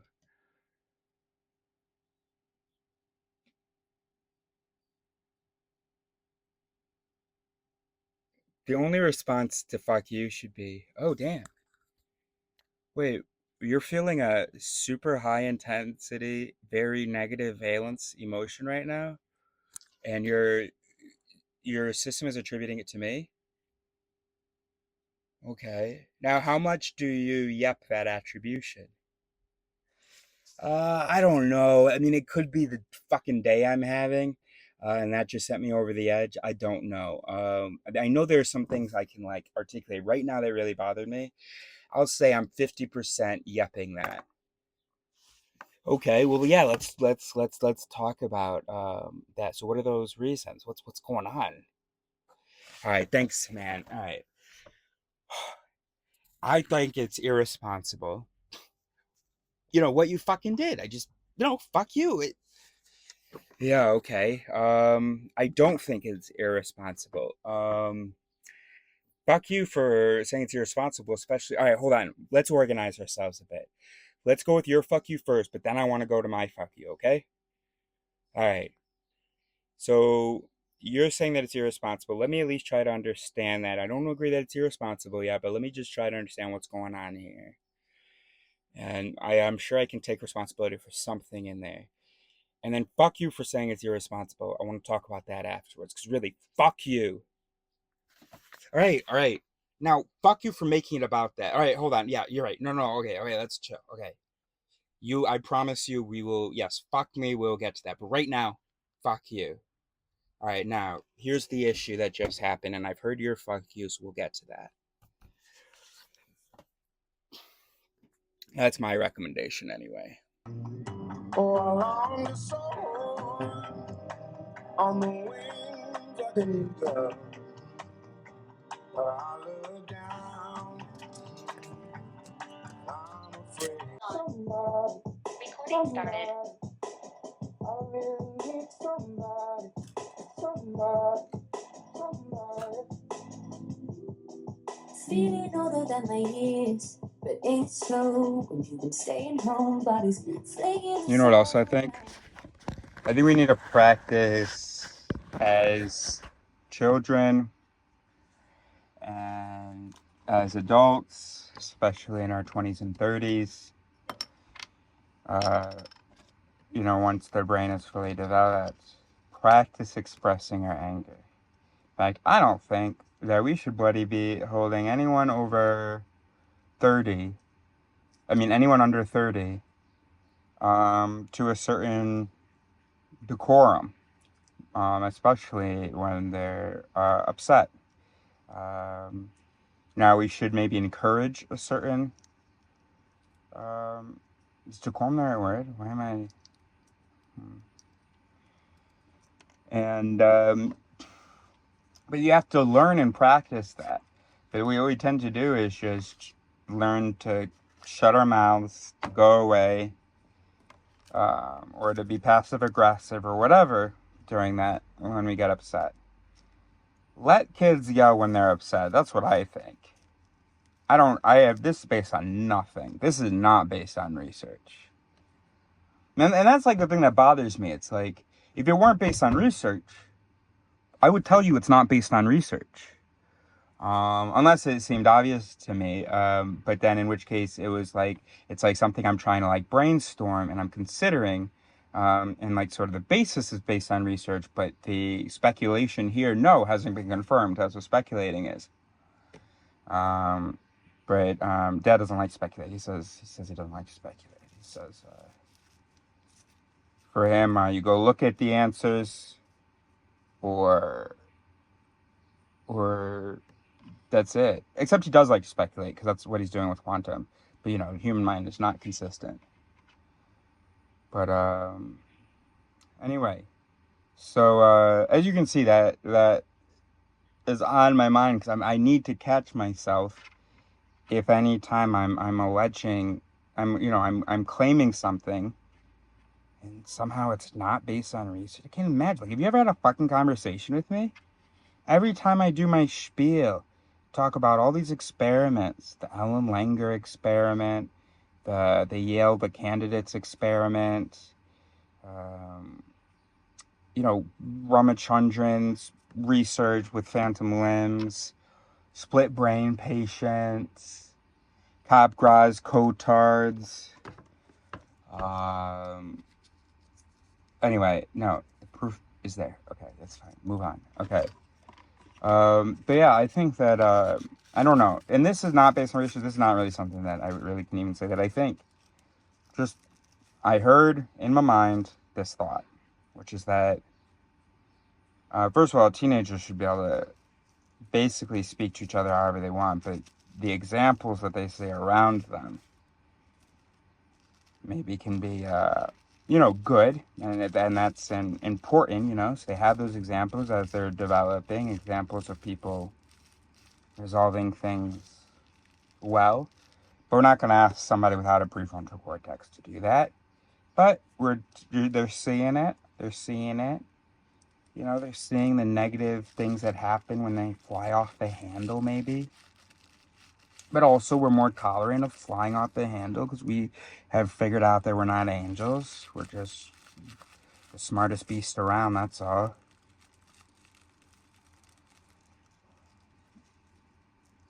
I don't know. I'm working on how to do a civilized exchange, inventing that. Now I'm kind of curious to also, it'd be kind of cool to invent,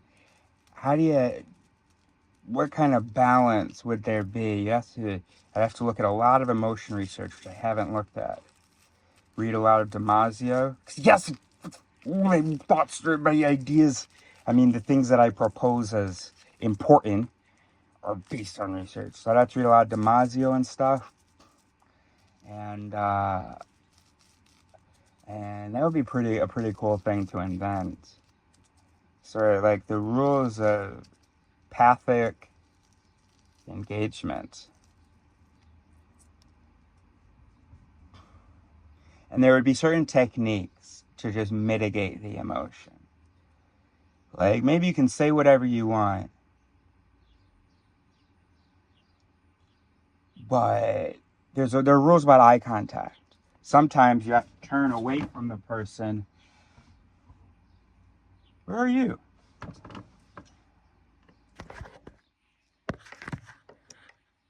Where are you? Oh, I don't have the mic plugged in. Sometimes you have to turn away from the person and say it. Yeah, something like that. And it can be really simple things also, because you can't make it too complicated when you're emotional. A little counting just to slow things down. So you can say fuck you whenever you want, but before you say fuck you just have to, as quickly as you want, count to 5. 1, 2, 3, 4, 5. Fuck you, you stupid motherfucker. 1, 2, 3, 4, 5. Fuck your entire existence. 1, 2, 3, 4, 5. I fucking hate you right now. You know, little things like that. That'd be a pretty cool system. It slows it down. They're little affirmations. This is some of my it speaking. And right now, I fully, the speaker believes in everything. But, and I'm only going to tell you this once, we can talk about the possibility that I'm wrong, you stupid 1, 2, 3, 4, 5 motherfucker, after I've gotten this off my chest.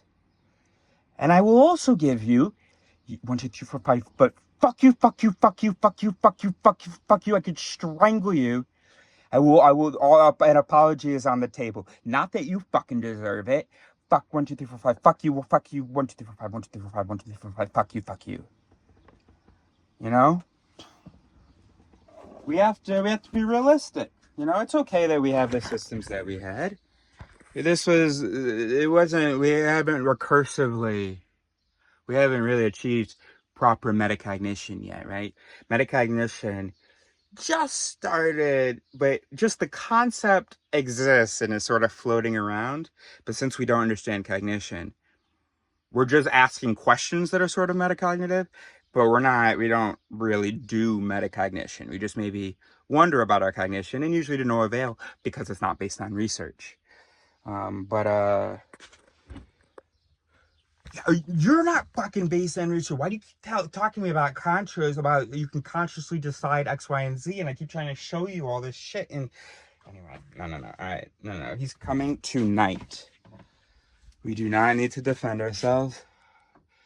We do not need to resolve things. We do not need to settle things.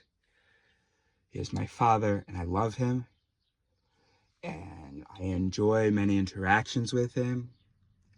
And I know that if he could understand what I'm doing, he'd be very proud of me. And I know that the things that I'm doing are thanks to him. Thanks to his encouragement, his financial support, his sending me to great schools, his admiring my intelligence, his,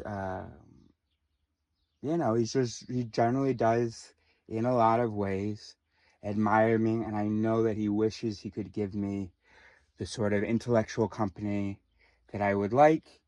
And I'm not going to, and that's enough for me. I don't need him to spend years figuring out his psyche and give that to me. I'm man enough to be happy with the fact that I know that deep down he's proud of me. And I know that he thinks I'm smart. I know that he loves me. I love him. I know that he's someone that I can call at any time. Maybe not talk about anything, but can call at any time. Feel totally comfortable with him. Except for when I want to say fuck you and can't. But that's okay. He's made a lot of sacrifices for me, and I'm happy to repress those emotions for him. And you know what? Let's just leave it at that.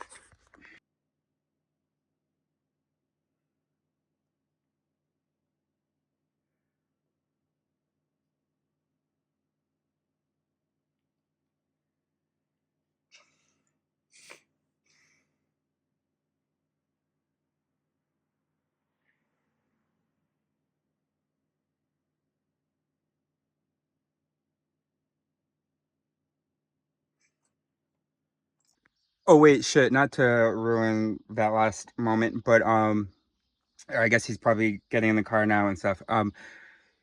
Another consequence, and we see this in a lot of chimp communities, is or even in other communities maybe, we see, what's it called? Fuck, what's it called? I'll cut this. What's it called? What's it fucking called? What's it called? Anyway, it's when so an alpha chimp is mean to not the alpha or whatever, gorilla, whatever. Then that gorilla's feelings have been hurt by the superior, goes and takes it on the inferior, beats his kids, beats his wife, whatever. Then the wife is sometimes mean, I mean, that, you know, not the wife, the partner or whatever, and then the mother goes and hurts the kids, and then the kids go and hurt little kids. That's, you know, that's what happens. That's how we're kind of currently programmed to deal with aggression, to displace it, like to downplace it. What's it called? Now, what if we could downplace just a little bit less by telling the alpha, my dad's the alpha, right? There we go. That's a good thing to leave it on. That's a good thing to leave it on. Dad, you're the alpha. Now get in the car. Maybe you're already in. Okay, bye.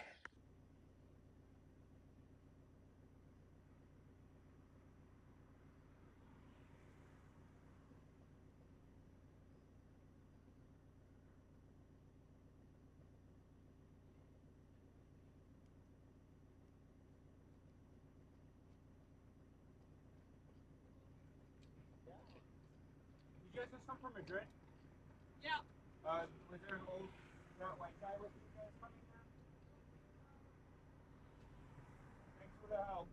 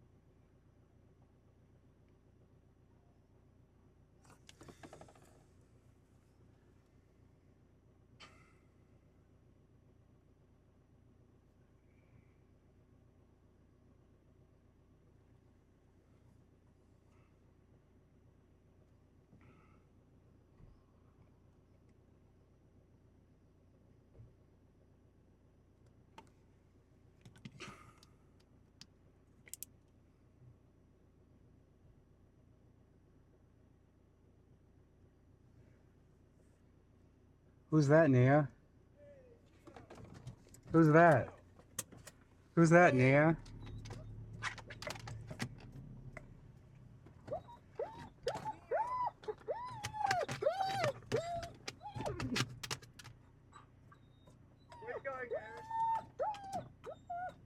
I'm moving up so you can get in. Let's go, Dad. Dad, what's going on? Open the door, put your bag in, get in. What's going on? Did you want me to open it for you? Yeah, I want you to come out because I've got to deal with Neil. Neil, come on, Neil. You don't have to deal with Neil. Put the bag in, buddy. Neil. Oh, Neil, good boy. See, I've got to deal with Neil. You don't have anything to do. Just get in. It's this side. Oh, keep him back up. Oh, keep him back up. Oh, this is heavy. Oh.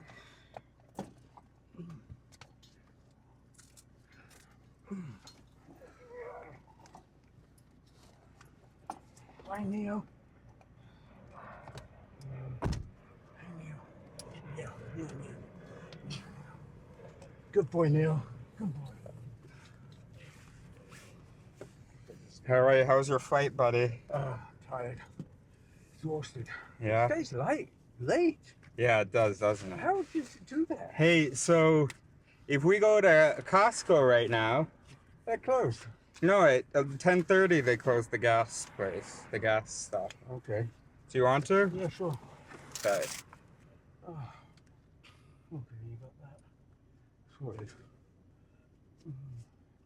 It's locking here. Yeah, 'cause remember when it took forever to get in? I thought you were gonna get it out and walk it. Oh no.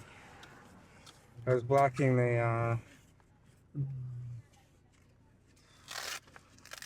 Oh, I should. Yeah, you do that.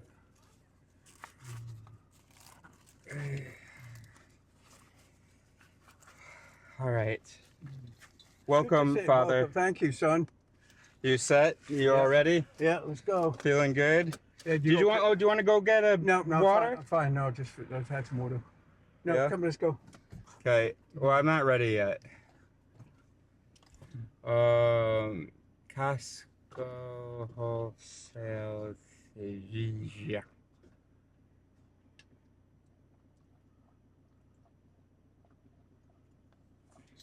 Oh, so this is the pickup spots for Seville, huh? We're gonna let Cairo know that. Yeah. Is this still on? Actually, let me do a. Oh, I should have done a photo.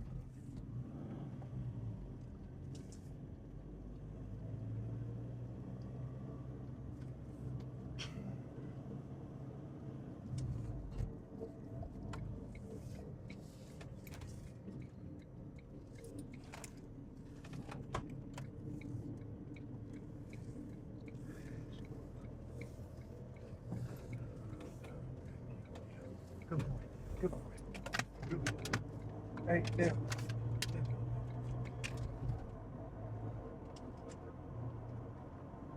Be careful, buddy.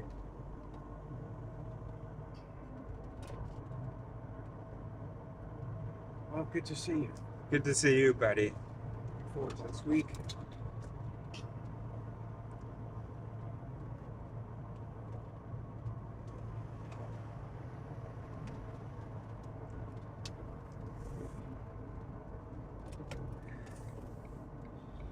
That's a long trip, it's like.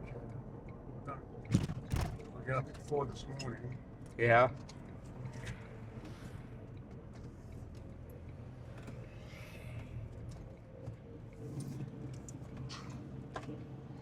And what would you? I guess you just sat, huh? Yeah. We good for 5 hours. For 5 hours? Yeah. How's Flora and the kids? Great. They're in Mallorca. They're in Mallorca. They flew out to Mallorca Sunday. Huh? They flew to Mallorca. Oh, god damn it. Oh, yes, this is right. They flew to Mallorca? Mallorca? So, you guys all went to the airport together to fly? I Nice. stayed at the hotel at the airport. Ah, because they flew out a little earlier. Yeah. Okay. And it worked out. Convenient. Yeah.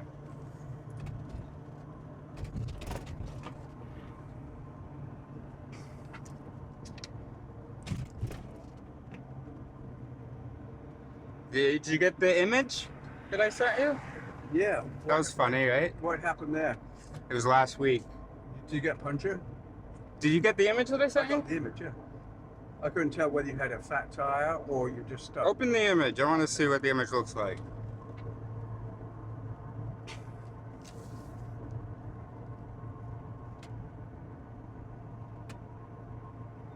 It's gonna be in your message. Oh, does it? Did you save it?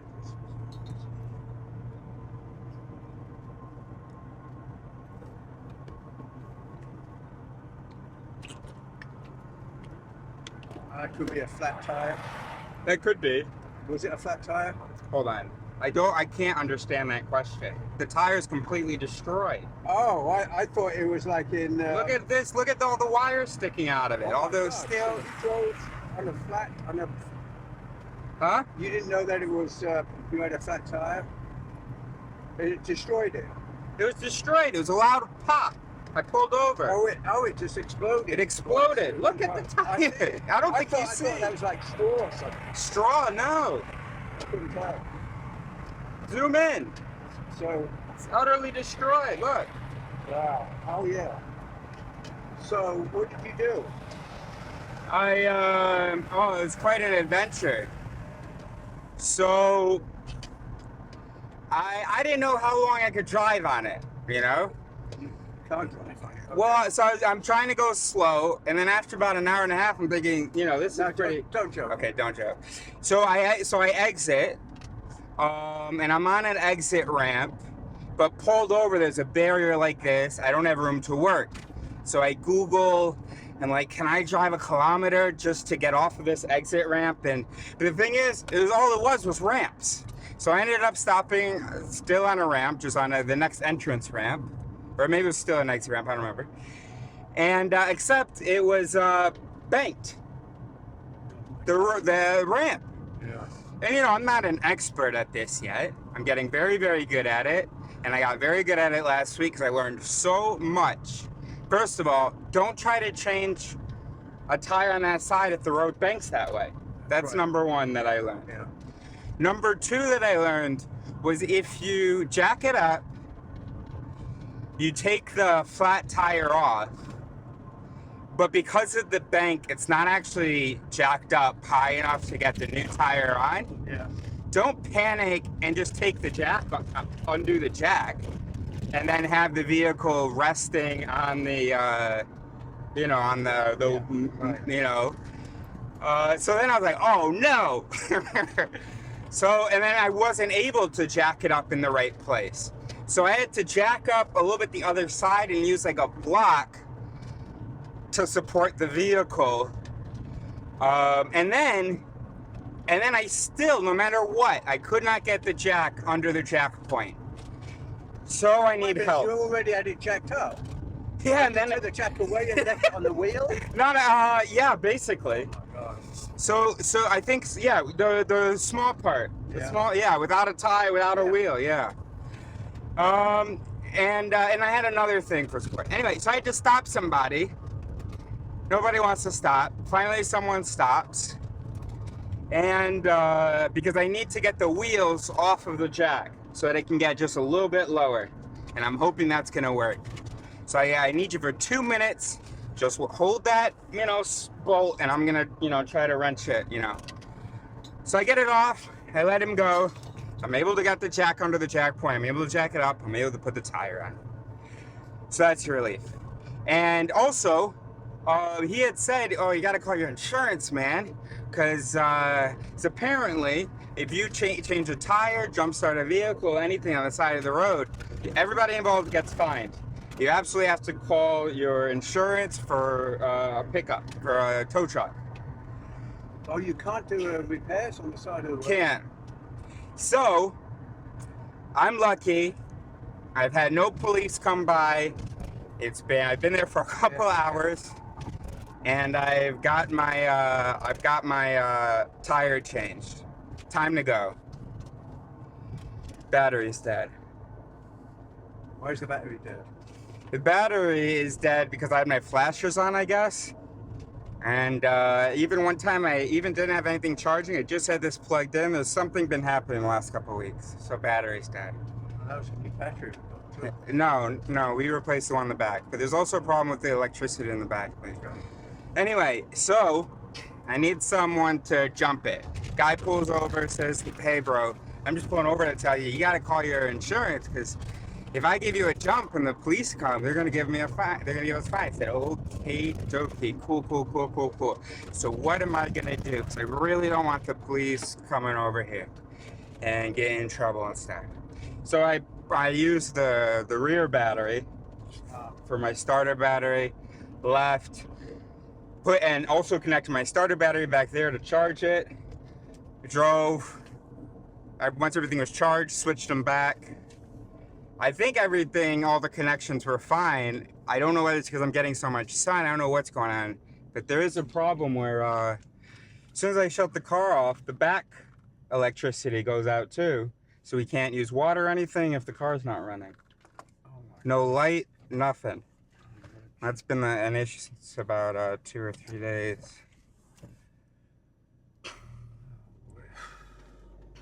So there you go.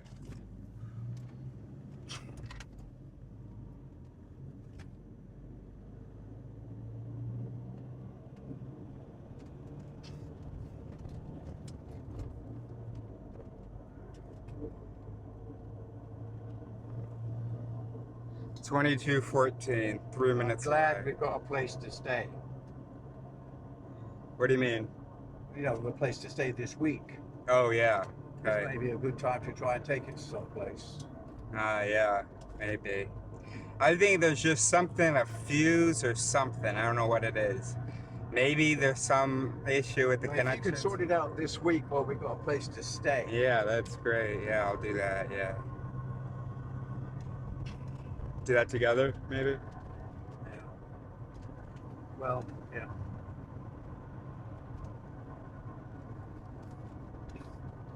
So the tire you put on is good. Yeah, but I have no spare tire now, of course. Okay. So we got to get that taken off and buy a new Now, tire. is it under warranty, the tire? Take it back to where you bought it from. Just let the receipt. What? Do you think we're in Madrid right now? Where did I buy it from? France. Bought it in France, right? I don't even know that this is a recently bought tire. It might be one of the ones that I picked up from Julian that was in the vehicle when I bought the vehicle. Oh, and the guy didn't. Okay. Oh, you got to replace that tire.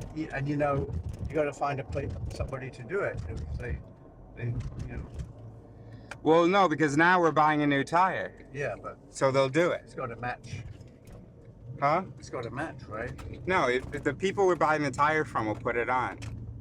The issue was that it was the tire that Julian had been holding, and we hadn't purchased it. Huh? Yeah.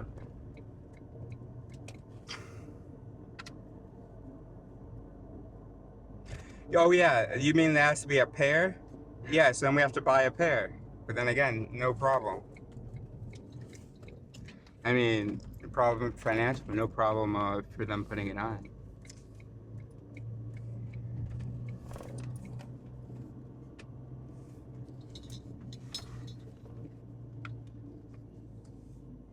You want a McDonald's or anything? Okay. Do you? No. Neo and you are pretty excited to see each other, huh? Well, you didn't hear how excited he was? He's very excited. And you're pretty excited as well. He's just trying to be close to you. And protect you. This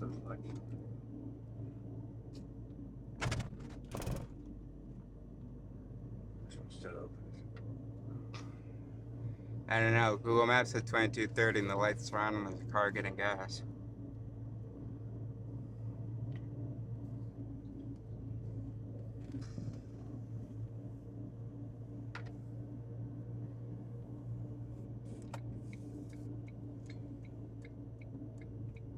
Oh, was I supposed to go? Oh, you can get it here. Okay.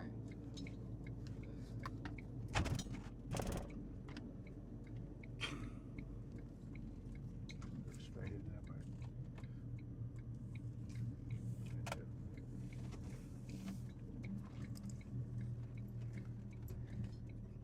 Well, it's not too bad this evening, is it? No. We need to be down there by 11 tomorrow. So we're gonna drive, right? Yeah, good. Huh? Yeah. What do you want to do? Which side are you going? Oh, is that open? Yeah. After that white car? And it was open over there too. Where? No, further over, right? No, there's a barrier here. Okay. I think. Oh, there we go. I'm just gonna.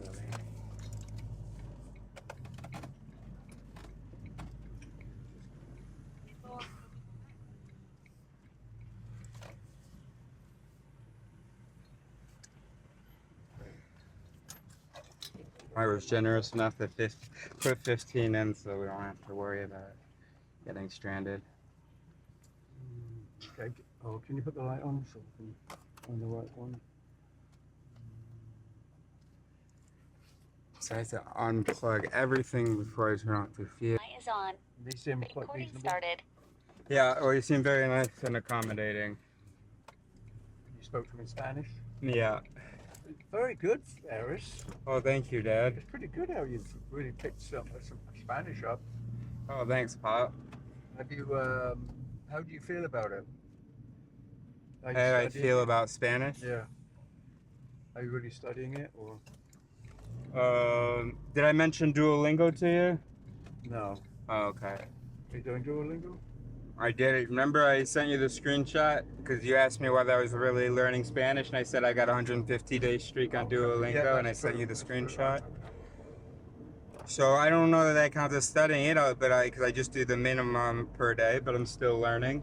Yeah. So yeah.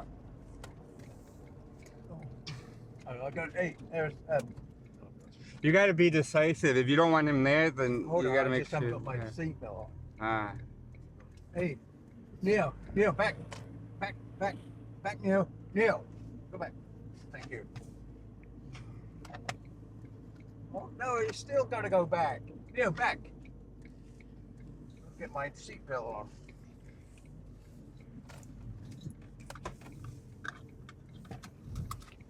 Neil, you're still doing it. No, you can't. What's the issue? Neil, back. You can't get in that way. Why? How come this? He didn't start over. Well, what's wrong with him going under it? What is?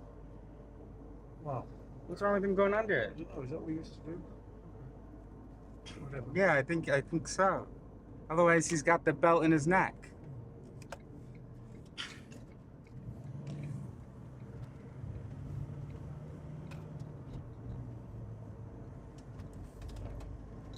Because he's got to be hot. Okay, Neo.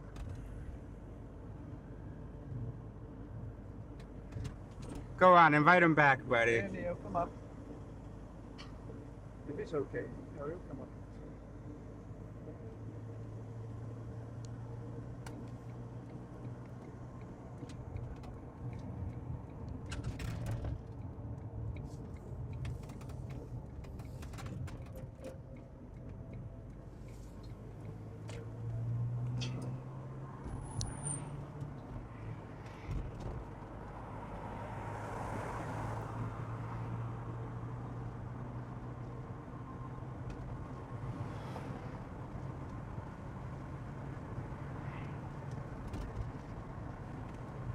It's dangerous when a tire blows like that.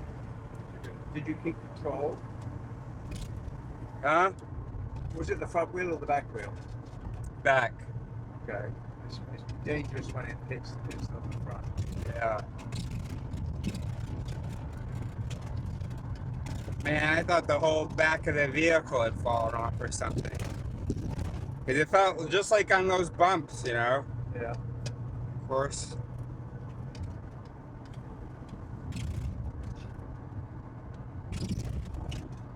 Good job you got that heavy duty jack though, right? Yeah. Good job, buddy. Yeah, very good.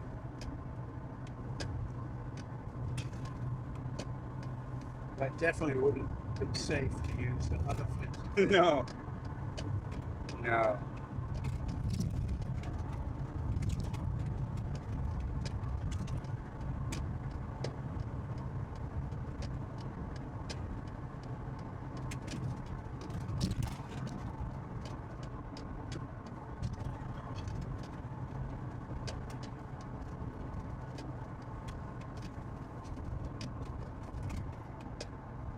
Did you clean the sheets or not?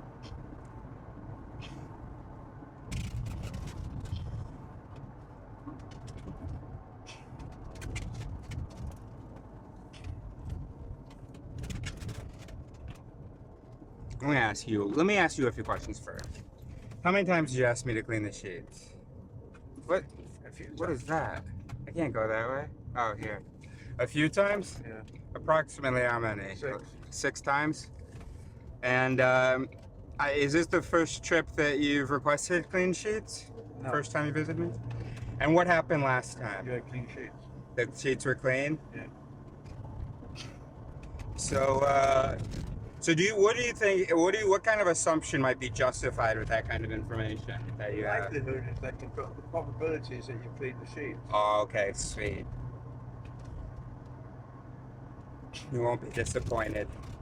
But you could have been so wrapped up with things that you didn't, but there's a slight possibility. No, couldn't leave a chance for that, and also I would warn you. Okay. I'll remember that next time. All right, very good. I won't even ask you to clean the sheets because I know you'll do it all. No, a reminder doesn't hurt. Okay.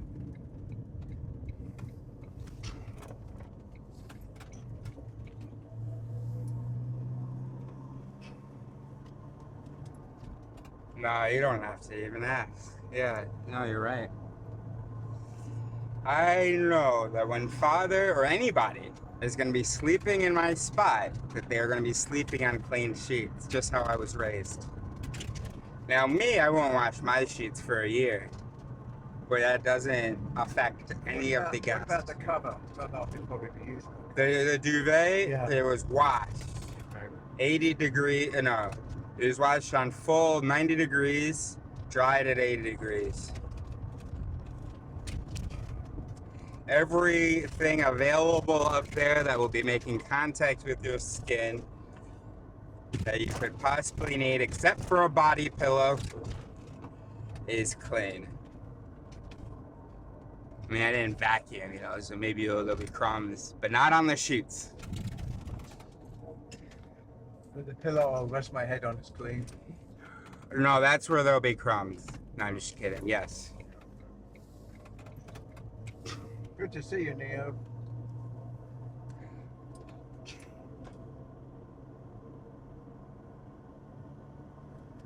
So, tell us about Assange. I know you're tired, but the viewers want... I've got to review the situation tomorrow. I've got to figure out...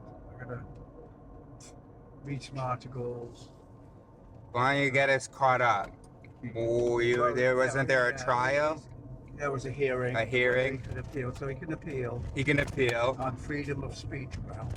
Okay. I need to get into the details of it. Yeah, like what does that mean and how to do the appeal? What was that? What do you mean you have to get Well, the details? exactly what the arguments will be and what the arguments are. And that's out of curiosity, or? Well, no, and then I'll write an email to people. Group. Ultimately to his legal team?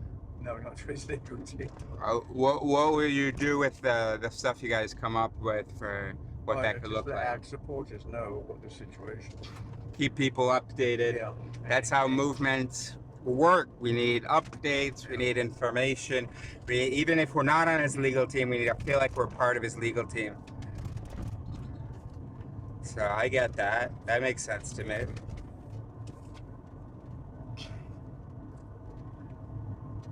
So you're gonna do a little bit of that while you're here? Oh yeah. Oh yeah. Sitting out there In the garden. We're looking forward to staying a week in that place, actually. I haven't seen it. And run around. Neo what?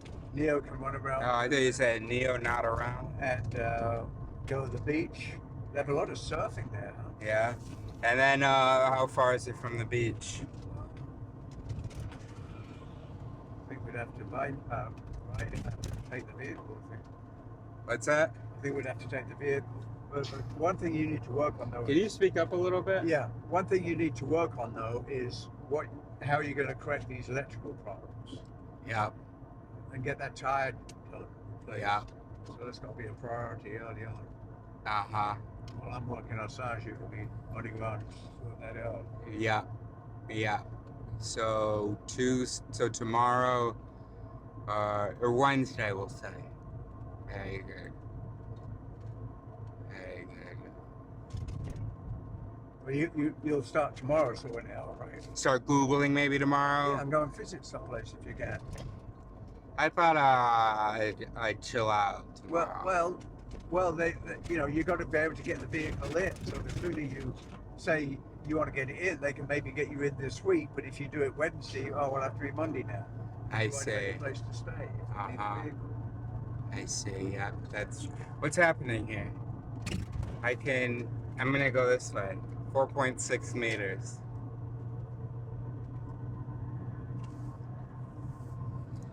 Yeah. Yeah.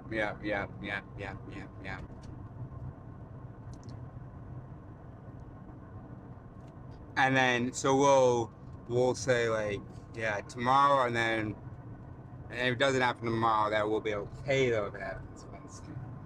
That's up to you. Huh? It's up to you whether you do it tomorrow or not. Well, let's just say that we're a team. I would advise starting the action tomorrow. And then that advice is why we're saying we're going to try to do it tomorrow. Get the tire fixed, and then you can ask the guys when you get the tire fixed where you should go. Go for what? For the electrics. Oh, no, I got to look at it first. I don't need to be taking it to anybody yet. I have to look at it. Well, when you get the tire fixed, you get to ask about where would you take it so that you know. You don't have to take it, but well, they can check maybe while you got it there whether it's a fuse or not. Yeah, but can we just say as a team that's okay if that happens Wednesday, although it's preferable tomorrow? It's up to you. No, it's your decision. I'm gonna leave it. I know. Okay, it's my decision. But can you validate that? Because for instance, if I were saying, "Hey, is it okay if we do it tomorrow?" If you're not going to do it tomorrow, you'll have to do it Wednesday. Okay, right. But see, here's the thing. If I were saying, "Hey, is it okay if I do it in 3 weeks?" Right? You wouldn't say, "Oh, it's up to you," right? You would say, "No, I cannot validate that," right? So it sounds like you're valid. Okay, I understand. So you're saying if it doesn't happen tomorrow, I'm not going to panic if it happens on Wednesday. Everything's going to be okay if it happens on Wednesday.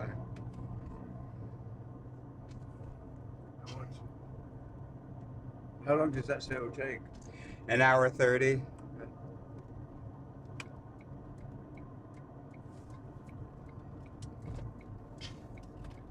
I want to try to pull over and get the Wi-Fi on. See whether that's willing to function right now.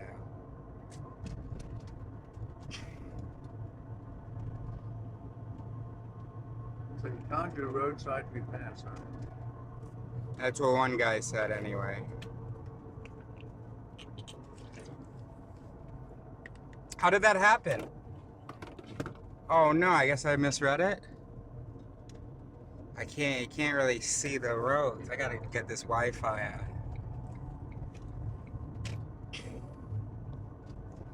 Anyway, we've added 3 minutes to our journey. Now, why'd you have to get Wi-Fi on? It's because otherwise I don't have internet. You don't have internet on that phone? You only get like 35 gigabytes with. Well, turn off the scenery aspect. Just do streets. It uses more data.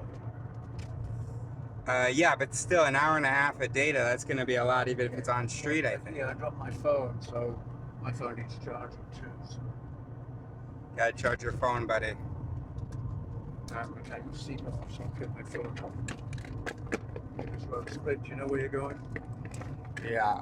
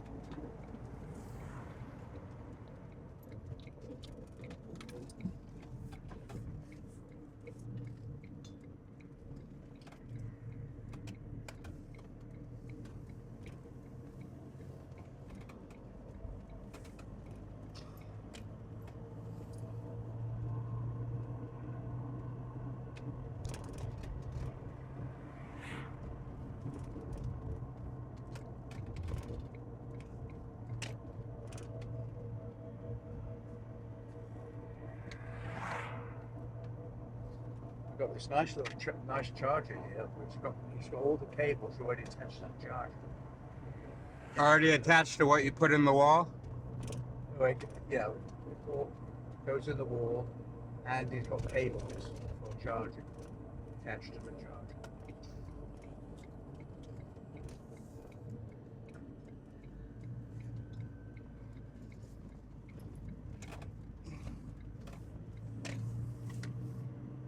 Oh, I meant to shit. Are we gonna use your internet?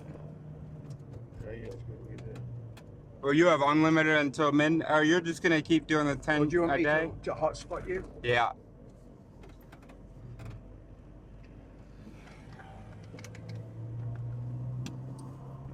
Hotspot is that one. Is it? Check it out.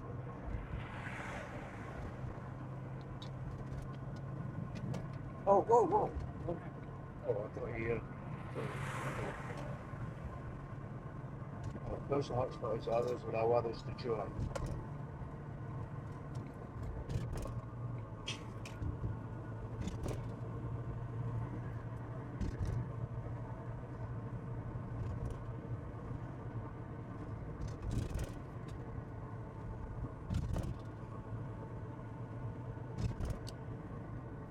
Is this a Congo?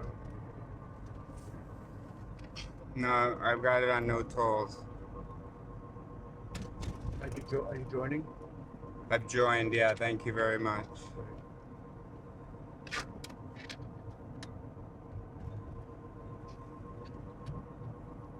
I think he needs to pee. Can you roll the window down all the way? What? Just a joke. Sure.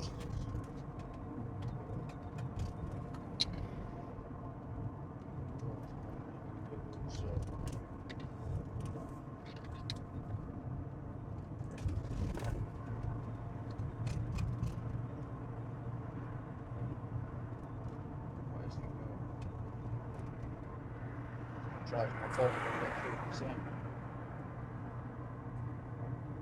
Where's that charge my phone? Charging.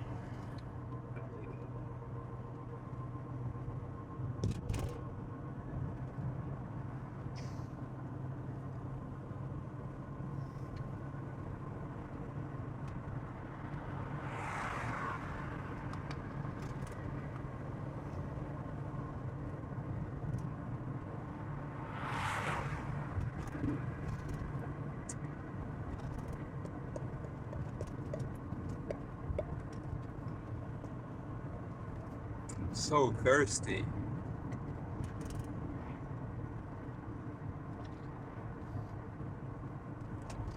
I don't know what's going on here. I don't know why he's going 65.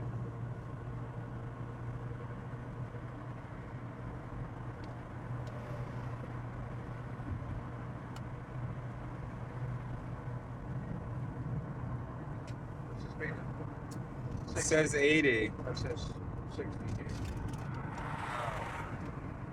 I guess that's why he was going 65.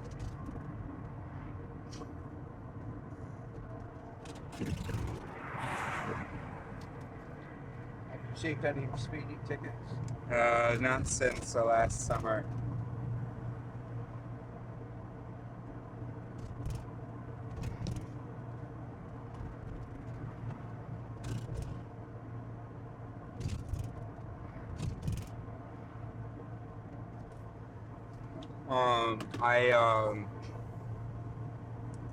I didn't think to open the door because I had in my mind the visual of having a video of us seeing each other and saying hello.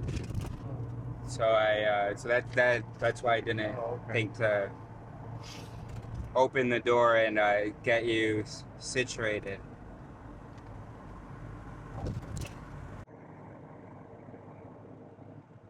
Hello. Hello, buddy. But now why are we going 50 though? Can you explain that one to me?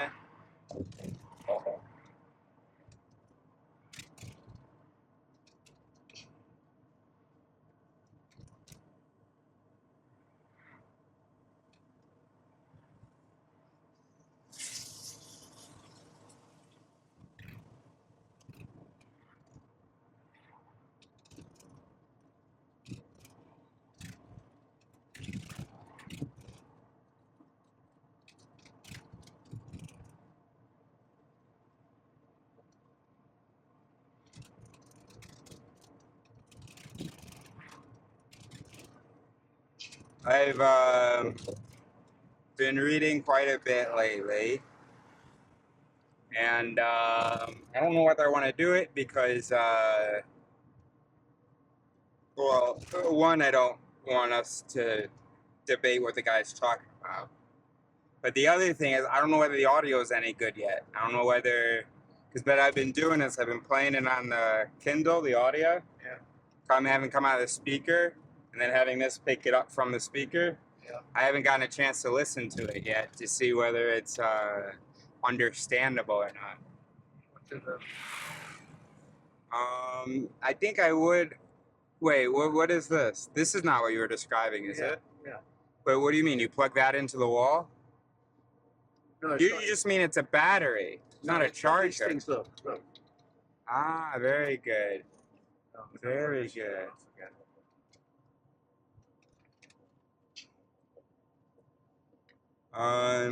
So what do you, so yeah, let's do it. So, do what? Let me just focus on getting this sort out of the cables.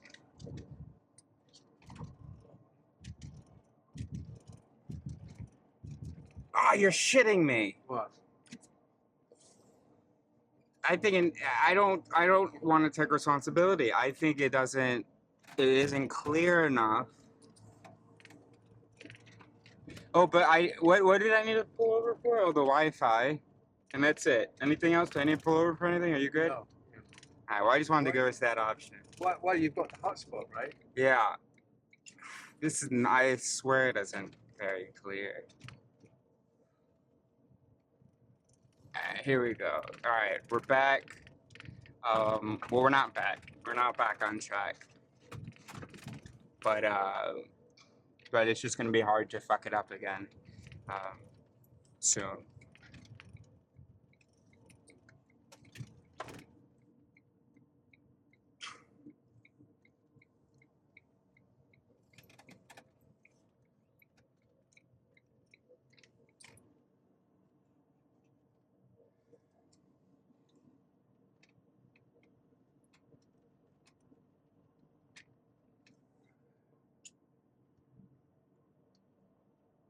Is that a road that? Oh, but that's not, I don't want it.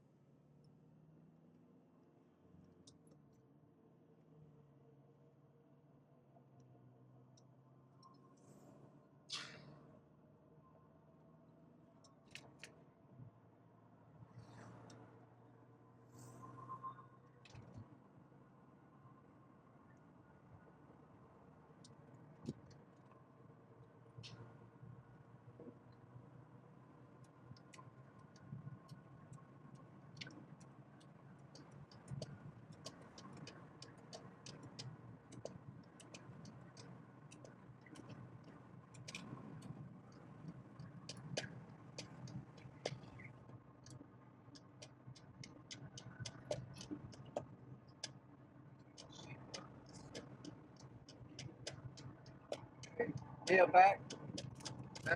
Go get my seatbelt. Back. Go back.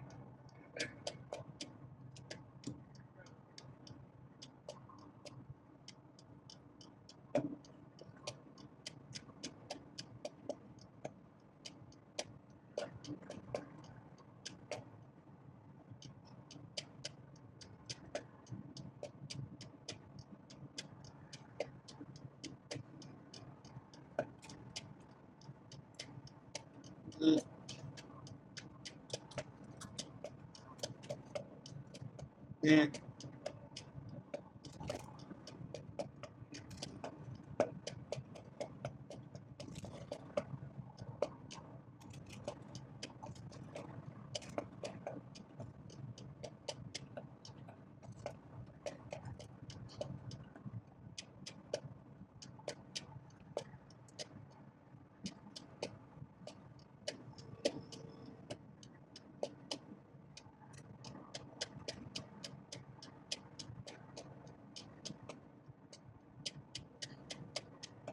You can put the window up. Look the window up. Yeah. Okay. You want the window up? Yeah, because the thing I'm gonna do, I'm the book on, so then there won't be, and then this way there won't be the wind noise. Oh, you want the breeze? Yeah. Oh, okay. I'll leave it. This is good. Yeah, that's good. Or whatever you want to do. I'm too tired to listen to anything, so I mean, you can pay it. But Yeah, no, it's just gonna be me working. Could you just put it on for me? Could you just connect the Kindle so that I don't do that while I'm driving?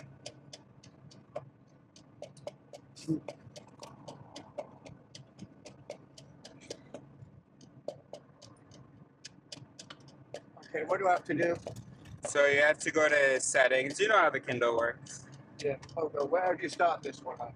It says thing here.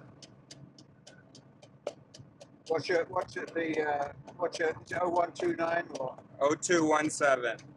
0217? Bad, on cop, bad cop. No, we're not watching Netflix. It's an audiobook. So you got to go to the Kindle. But the first thing you actually have to do is go to settings. Okay.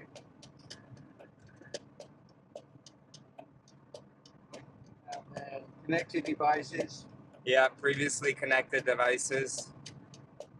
Previously connected devices. JBL. JBL. Connected. Okay, so we're connected. Okay, awesome. Now, Kindle, it's not one of those two. Okay. What do you want then? What's it called? Kindle.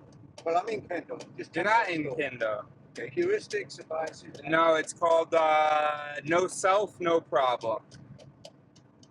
Kindle versus No Self, No Problem.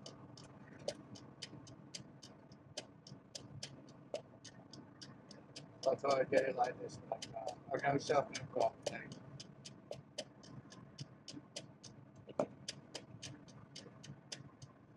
Great. Chapter 3. Yeah, that might be right. Yeah, can you just go to the previous page and just read the last paragraph to me? See the conundrum?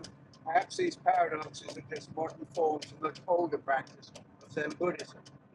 The use of koans to trip up or to stop it. Yes, very good. All right, you can go to chapter 3. Okay, how do I get And then the play button's over there. All right, good. You take a nap. Identity is merely a pattern of events, just like categories and beliefs. Most of us have completely forgotten that patterns only exist in the mind and not out in reality. Furthermore, our ability to see patterns is so intrinsic to how we experience and interact with the world, confused and being kuffensed, is the categorical arrangement language and categorization have in common. It's the person. The paradox is like, what did you look like before you were born? Or what is the sound of one hand clapping? Sounds silly from the perspective of the interpretive mind, since they cannot be answer 3. Pattern perception and the missing self. Identity is merely a pattern of events in time and space. Change the pattern, and you have changed the person. Nisargadatta Maharaj. In the last chapter, we looked at a few of the tools of the interpreter: language, categorization, beliefs, and judgment. The left brain uses these tools in such a way that we could say it is really something of a pattern-making machine. In fact, I would argue that it is the most advanced pattern perception machine in the cosmos. To illustrate this, consider what language and categorization have in common. Both of these functions are dependent upon one's ability to find and determine patterns. For instance, in language, you have to determine the pattern of subject-verb agreement, the patterns that dictate grammar and verb conjugation. For categorization, it's the pattern that determines what is or isn't part of a group. Remember, the only difference between being confused and being kuffensed is the categorical arrangement of the letters. If the left brain excels at both of these things, then it supports the idea that the left brain is the seat of pattern recognition. Just like categories and beliefs, most of us have completely forgotten that patterns only exist in the mind and not out in reality. Furthermore, our ability to see patterns is so intrinsic to how we experience and interact with the world that we don't even notice all the ways in which our pattern-perceiving left brain is doing its thing. For instance, the activity you're engaged in right now, reading, would not be possible without your ability to recognize patterns. Reading involves seeing a series of straight lines, curved lines, and dots on paper, and making sense out of them in a way that is incredibly powerful and unique. We take our ability to do this for granted, to the point that we forget that all we are seeing is marks on paper. We remember this when we see something written in a language we don't understand, if only partially, as the mind recognizes even this as a language I don't understand. We see the pattern and categorize it as foreign language. While we're on the topic of reading, let's consider two related specialties of the left brain: grammar and spelling. Both are patterns, both have rules, and patients with damage to the left brain have difficulties with both, primarily because both are about recognizing correct or incorrect patterns. When it comes to grammar, 76% of the world's languages are structured as either subject-object-verb, Jim the apple ate, or subject-verb-object, Jim ate the apple. Maybe it was not a coincidence that Yoda from Star Wars, with his Eastern philosophy overtones, always used an object-subject-verb structure. For instance, much to learn you still have. English-speaking left brains are not accustomed to this structure, and one wonders if this was an attempt, conscious or otherwise, to sidestep the rule-based interpreter. After all, in the end, Luke's lesson was to trust his gut over his interpretive mind in order to become a Jedi.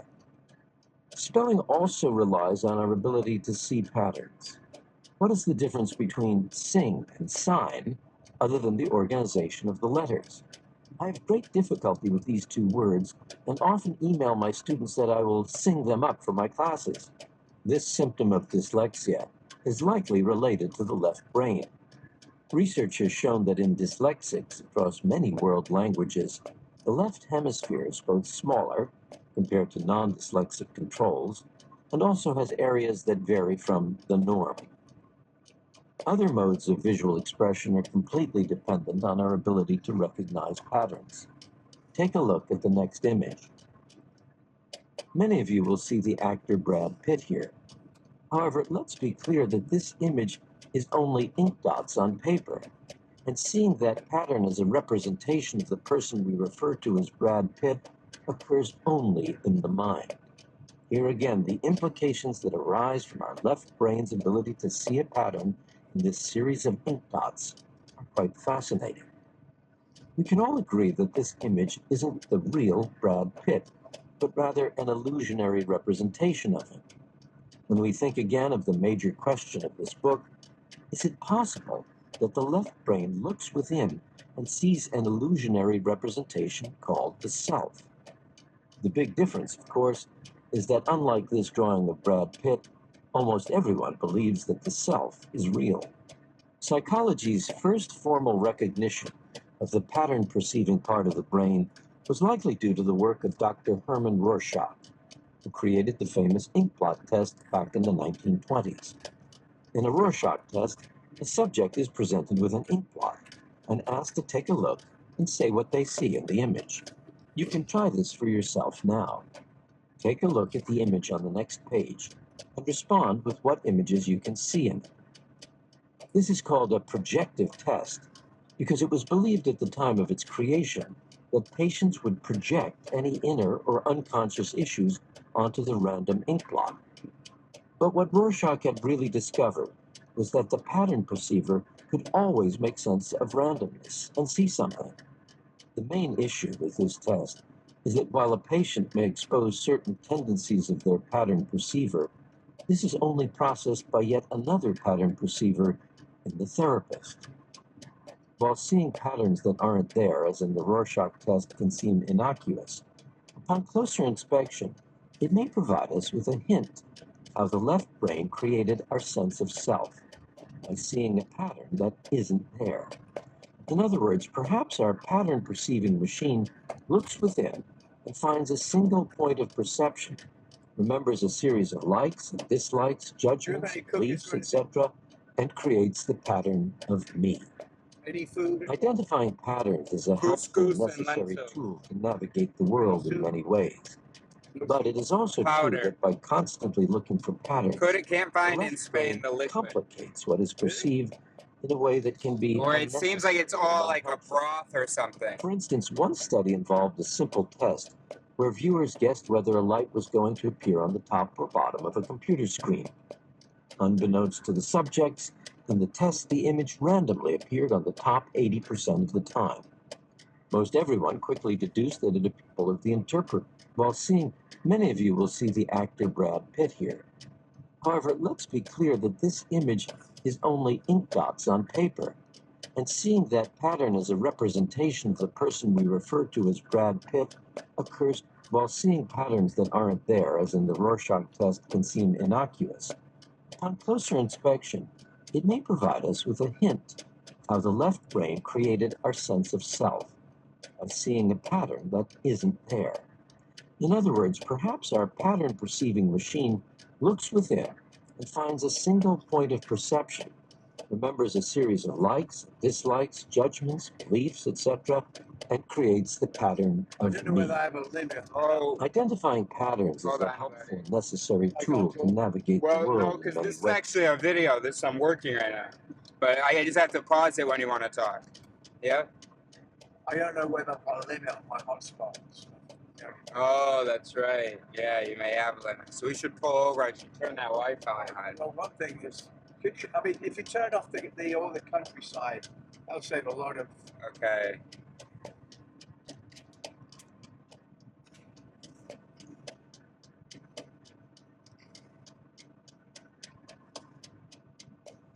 Oh, I didn't need to do all that. Let's retry.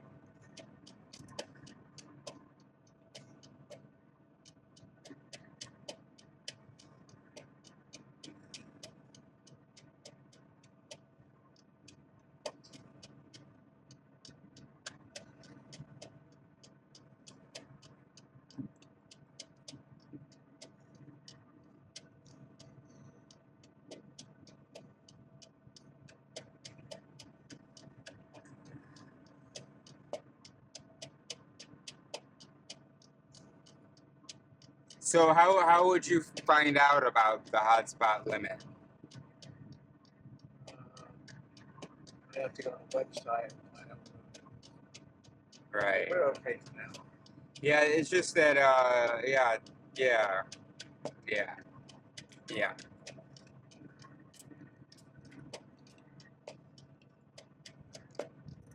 I don't really know.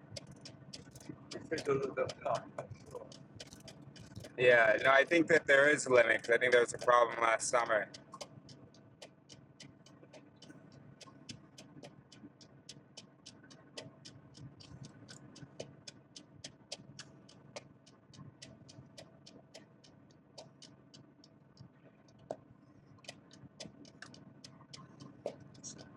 Of the interpreter spending time trying to find, while seeing patterns that aren't there, as in the Rorschach test, can seem innocuous.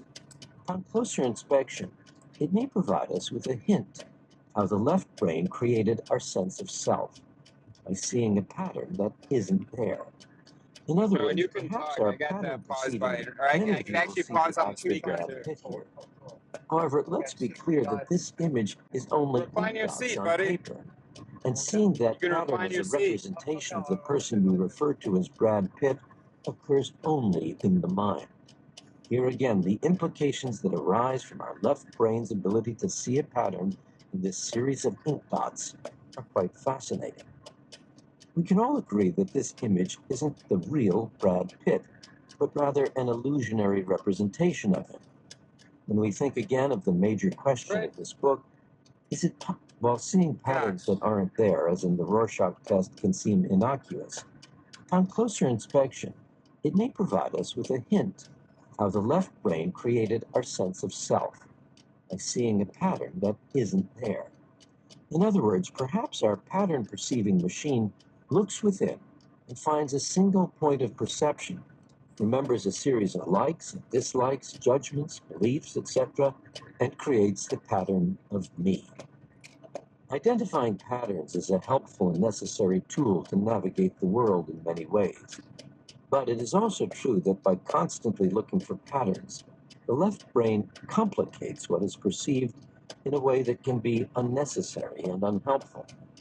For instance, one study involved a simple test where viewers guessed whether a to appear on the bottom of a computer screen. Unbeknownst to the subjects, in the test, the image randomly appeared on the top 80% of the time. Most every Okay. That cut out for a second. All right. So, for instance, one study involved a simple test where viewers guessed whether a light was going to appear on the top or bottom of a computer screen. Unbeknownst to the subjects in the test, the image randomly appeared on the top 80% of the time.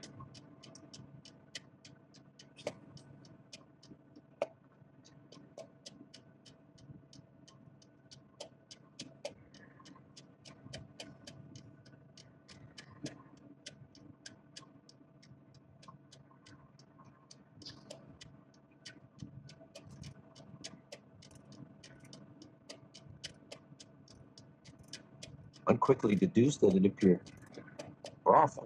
But because the left brain is constantly looking to solve the puzzle, it tried to find a solid pattern in the random in a way that can be unnecessary and unhelpful. For instance, one study involved a simple test where viewers guessed whether a light was going to appear on the top or bottom of a computer screen. Unbeknownst to the subjects, in the test, the image randomly appeared on the top 80% of the time. Most everyone quickly deduced that it appeared on the top more often. But because the left brain is constantly looking to solve the puzzle, it tried to find a solid pattern in the random occurrences. As a result, the subjects only guessed correctly about 68% of the time. That number may still sound impressive, but when the test was repeated with rats, which lack our complicated pattern-seeking interpreter, the rats always picked the top, so they guessed correctly 80% of the time. This is a perfect example of the interpreter spending time trying to find a pattern for a story that doesn't exist. So in this case, the left brain lost when compared to right. Most interesting, none of the participants had the slightest clue that they were creating patterns that were not there. By seeing patterns that are not there, the mind creates stories that aren't true. And as we've previously discussed, this can lead to unnecessary suffering, anxiety, and depression. Let's return to the example of my friend who thought she was having trouble at work with her coworkers. She witnessed them huddled in the corner, whispering to one another. And her left brain surmised a pattern, namely that they were plotting against her. She experienced a wave of sadness, fear, anxiety, and so on, and spent a good amount of time agonizing over it.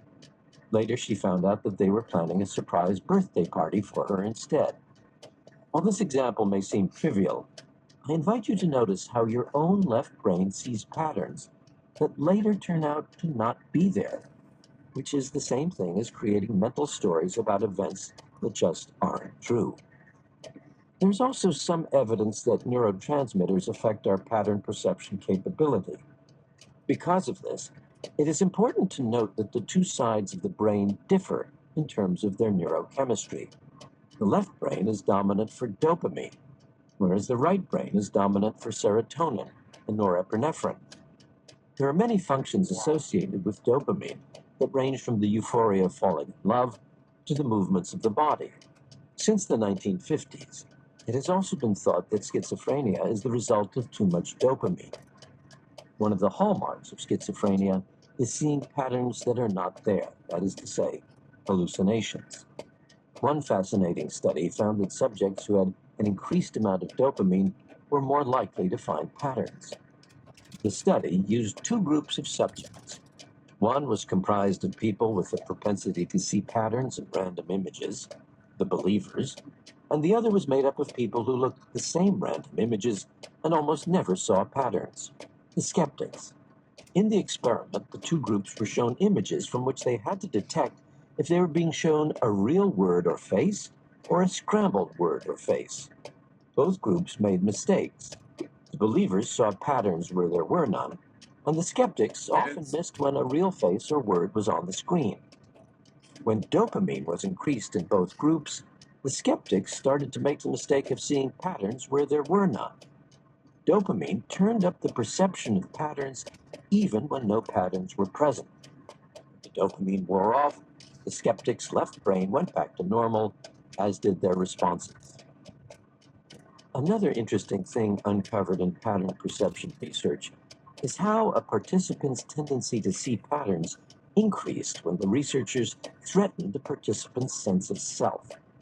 In one such study, researchers presented participants with a picture made up simply of visual noise, random variations of brightness and colors, either at a time when they felt safe or right before they jumped out of a plane. The act of jumping out of a plane presents an acute fear that the pattern known as the self may soon come to an end. Those about to jump were more likely to believe that they saw a pattern in the randomness, numbers embedded in the random noise, versus the control group. The tendency of the self to defend its own image through more thinking is a hallmark of understanding in Buddhism. Experienced meditators describe how, in meditation, as the mind begins to still and the voice in the head speaks less frequently, there is often a rush of thoughts that are most important to sustaining the self-image. This is how meditators can notice what mental stories and thought patterns are their most prevalent preoccupations, as the mind reverts to replaying these topics as a defense against slowing down. Some Eastern teachers explain that the mind keeps talking in this way because it's the only way it can exist. This is consistent with my view that the self is more like a verb than a noun. It only exists when we think it does, because the process of thinking creates it. The combination of these studies in neuropsychology and Buddhist teaching suggests that when the pattern of the self feels threatened or exposed, thinking shifts in a way to support a new or reinterpreted version of itself. You can quickly examine this idea for yourself. For instance, have you ever felt a threat to your ego? Ever felt stupid or embarrassed? In those moments, your sense of self wasn't as secure as you thought it was, so you likely shifted and reinterpreted the events to account for this unexpected change. This reinterpreting or reinvesting can happen in a variety of ways. You may do anything from discounting others, that is, their opinion is of no value, to refocusing your identity in another way. Well, I may not be as rich as they are, but I'm much smarter. Or focus on how patriotic you are, or how spiritual, or any other prized pattern of the self that compensates for the area in which your ego felt threatened. From a neuropsychological perspective, we could say that all of these defenses are caused by the left brain's mechanism readjusting to unexpected pattern changes. From a Buddhist... Hey, do you want to put your bag here in the middle so you have room for your feet? Put it on the water bottles here, at the water jugs here.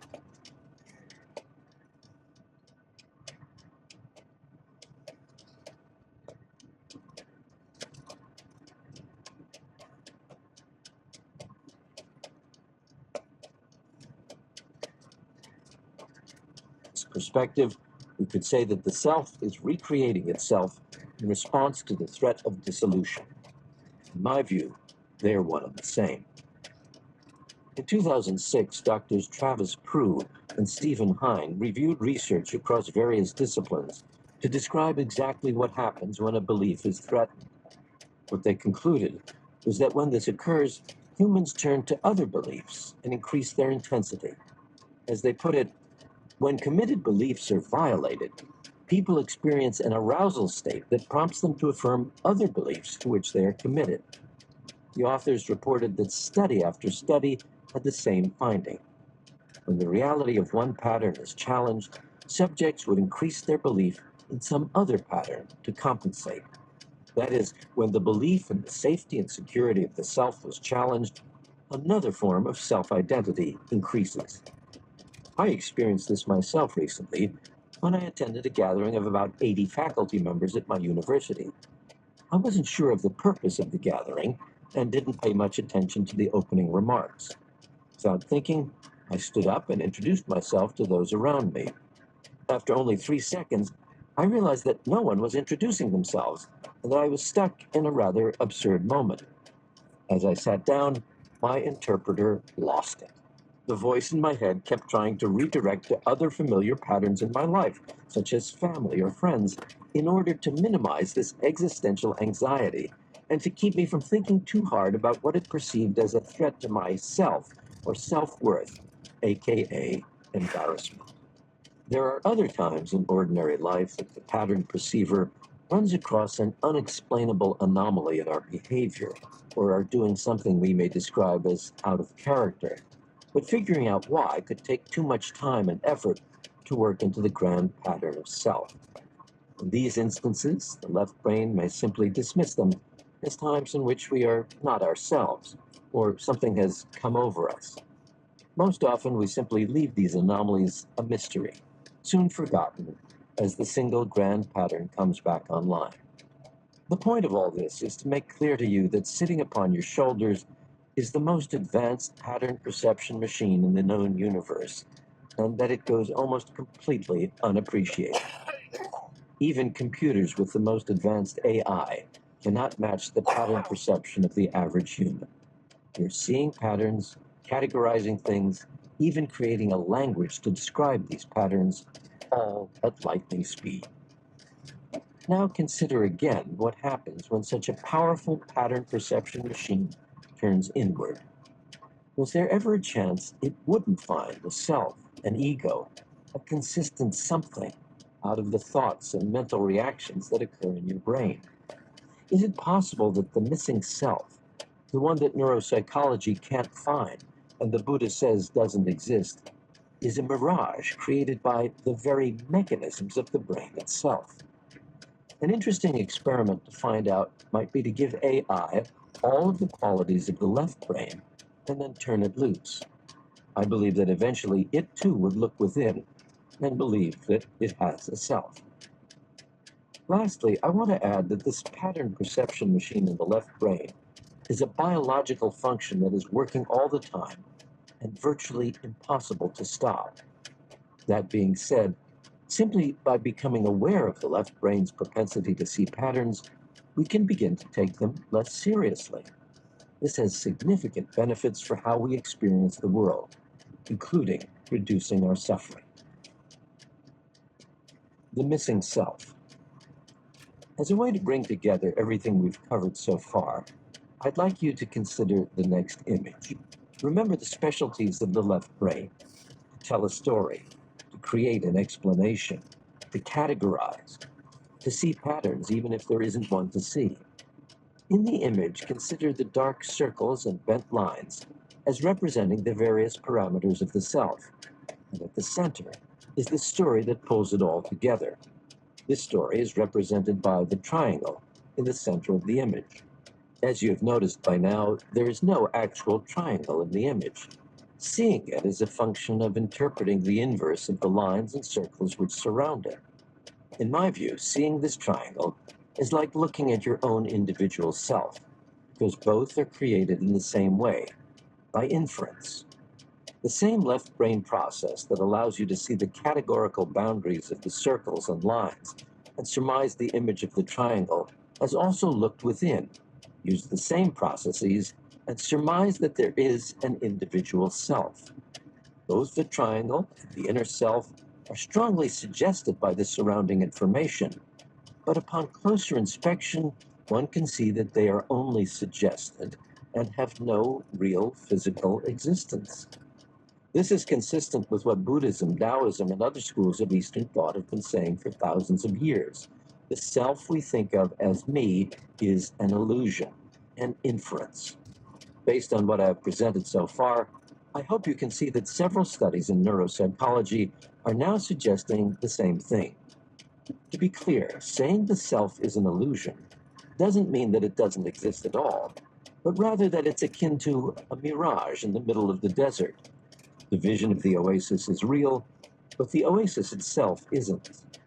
In the same way, the image of the self is real, but when we look at the image, we find it is simply that, an image and nothing more. The image of both, the oasis and the self, is really just another idea or thought, and only there the moment it is being thought of. The left brain has created this illusion of self by noticing a pattern of categorical differences between you and others, and combining those observations with memory, preferences, and the perspective of the pilot, who seems to be steering the ship of the brain and body. Our definition of self depends in part on our difference from others. There is no me without not me. This is fairly easy to see in your own life. You categorize and define yourself in relation to others.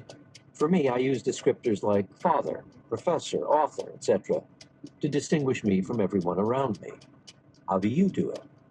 If you feel you are funny and intelligent, that judgment places you in social categories that depend upon other people being boorish and not so smart. Otherwise, your categories would have no meaning. If you are an extrovert, you need introverts for a comparison. If you are male, you need female, in the same way we see in the classic reversible symbol of Taoism. Yang needs yin to define what it is. Psychology and many self-help practices play the game of categories regularly. When we say things like, this is how I am, and this is how I want to be. We create an image of ourselves, split that image, and then suffer when one imaginary image can't live up to that better imaginary image. We want to be smarter, more attractive, more successful, etc. And all of these ideas are our problems.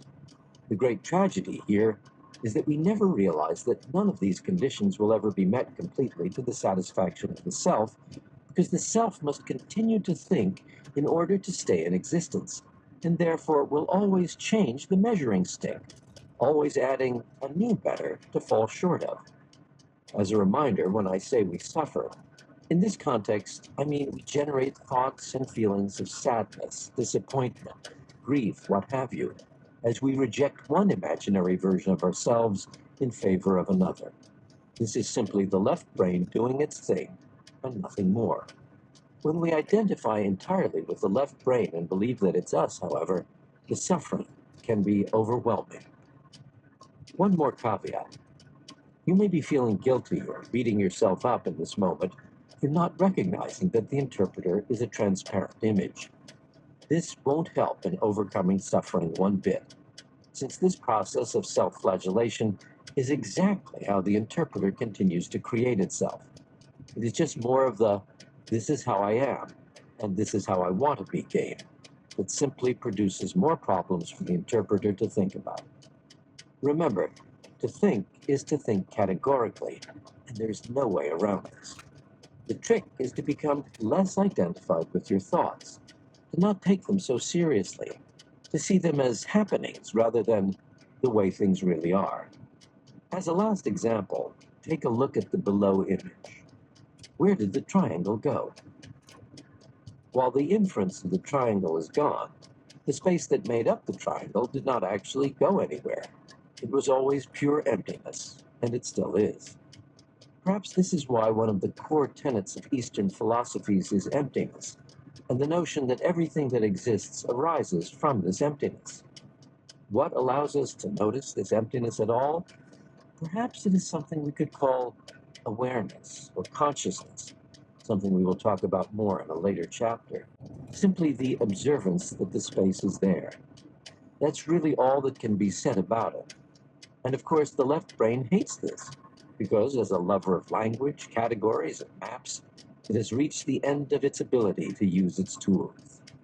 In my view, believing that the left brain interpreter is you is akin to looking at the night sky and believing the constellation Orion is really out there as an entity, rather than a group of stars seen from a particular angle, which the mind has made into a pattern and label. While it may initially sound a little depressing to know that nothing is real in the way we might think it is, you may find a sense of relief in this. like putting down a heavy sack you've been taught to carry your whole life. Another way to think of the fictional self or ego is that its addiction to interpreting works like a drug. Every day it needs to get its fix, and it does that in a variety of ways, telling stories about what it perceives, comparing and categorizing itself against others, judging things as right or wrong. And it uses all of these processes to define you as yourself. As you can see by now, a vast array of problems can come out of this thinking. Rather than embrace reality as it is, the left brain is hopelessly addicted to storytelling and interpretations about reality, which provide a short-term hit of purpose and meaning, but an inevitable crash of suffering. And most people never even know this cycle is going on. Some may reject this idea for its simplicity. How can so much of human suffering and problems come down to something as simple as blaming an out-of-control left brain? As an academic, I hear this objection to simplicity often, and I can't help but see it in the voice of the left brain, which is drawn toward complex abstractions and therefore suspects simple truth. In this vein, I wonder if one day, when someone finally presents a theory of everything that connects and explains all known forces in the universe, it might appear too simple to be believed. So far, we've examined how the left brain functions and illustrated how much of the suffering we experience as humans may be linked to an unbalanced left brain, creating an illusionary sense of self and proclaiming that this illusion is the true master. In the next few chapters, we will focus on the right brain and how the left brain interpreter has dismissed, devalued, or downplayed it, all, in my view, to our detriment as a species. The good news is that as you bring your awareness to the functions of the right brain, you come into a state of balance and experience less suffering as a result. Exploration. How many yous in a day? The left brain is seduced by consistency, even though the world is in continuous flux, as Buddhism often points out. This need for consistency supports the illusion of a solid self, unchanging and in control. But based on what we have learned so far, we might more accurately think of the self as a river whose form is in constant forward flow. Just so, our self is continuously changing by way of ideas, perceptions, and feelings. In my class on consciousness, we do an exercise where we spend a whole day becoming aware of how many selves appear and disappear. You can do this too. On the surface, you might first notice a work self, and then a home self. But if you are attentive, even these will change moment to moment. At work, one self may come online with one coworker, then another self appears as a different coworker enters the room. If you shatter a glass in the break room, your irritation or embarrassment may bring another self forward until you get an email that a meeting was suddenly canceled, to the great relief of yet another self. Sometimes I like to think of the singular you as a flip book. If you take a stack of paper and draw a picture that slightly changes on each page, and then flip through the pages, the still images will appear as a short animation. In reality, there are 100 different pictures, but the mind weaves these together into one continuous story. For this exploration, take a day and see if you can notice your shifting selves. Count the yous as they come and go. Noting just how many yous appear in a day works to dismantle the illusion of a singular you behind it all. A sense of freedom can emerge from the realization that you are under no obligation to be consistent. You need not try to glue the continuous change in the world into one single thing. Anger may appear with one you, but that is only one page of the flip book, which will soon be replaced with another emotion, another perception, another thought. Like the sun rising and setting, these yous will come and go. There's no need to cling to some and avoid others. There need be no conflict between these selves, so you can abandon the wrestling match between sinner you and saint you. This frees up an enormous amount of mental energy and fundamentally changes how we can experience the world. Lastly, you can try to notice that in between the yous, there are moments when you are so engaged in some activity that the self isn't even noticeably around. This points to a central question of this book. Where is the self when no one is thinking about it? It's not. Chapter 4. The Basics of Right Brain Consciousness. Silence is the language of God. All else is poor translation. Rumi. In December 1996, the history of neuroscience was forever changed when Dr. Jill Bolt Taylor suffered a stroke that took much of her left brain offline. In what must be a grand cosmic coincidence, this event happened to a neuroanatomist. In other words, Taylor was someone who had spent her life before the stroke labeling and categorizing the brain, using the very part of her brain that would be, for the first time, turned off, opening up center stage for her right brain consciousness. Years later, after recovering from the injury, Taylor's left brain was able to tell the story. During the stroke, her constant inner voice was silent for the first time. As the inner language quieted, she reports, I became detached from the memories of my life, and I was confronted by an expanding sense of grace. She could no longer perceive the boundaries of where she ended and everything else began. She felt her being as fluid rather than solid. She was totally in the present moment, embodied in tranquility. Categories such as good-bad and right-wrong were experienced as a continuum rather than disconnected opposites. Her left brain ego, which viewed herself as separate, was no longer dominant in her consciousness.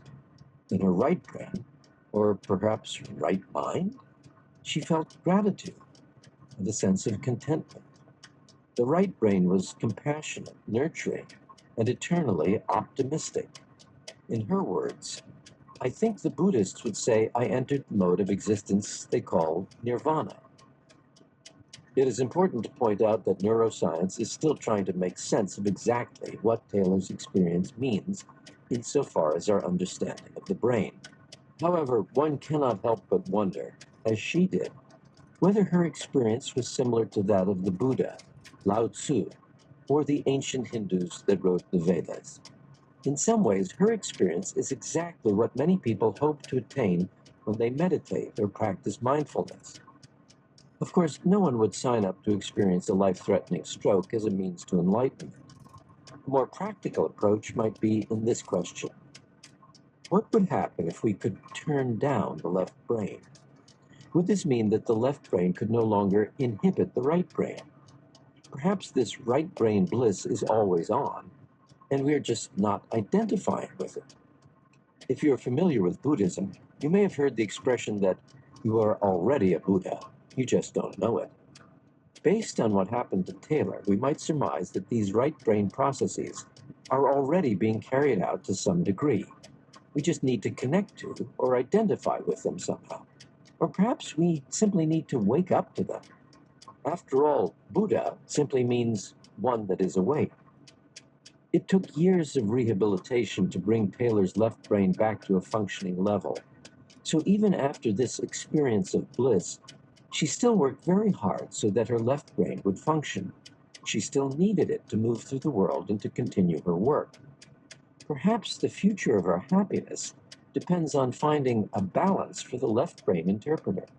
In my view, the goal is not right brain dominance, and certainly not to shut down the left brain, but rather to achieve what the Buddha called a middle path.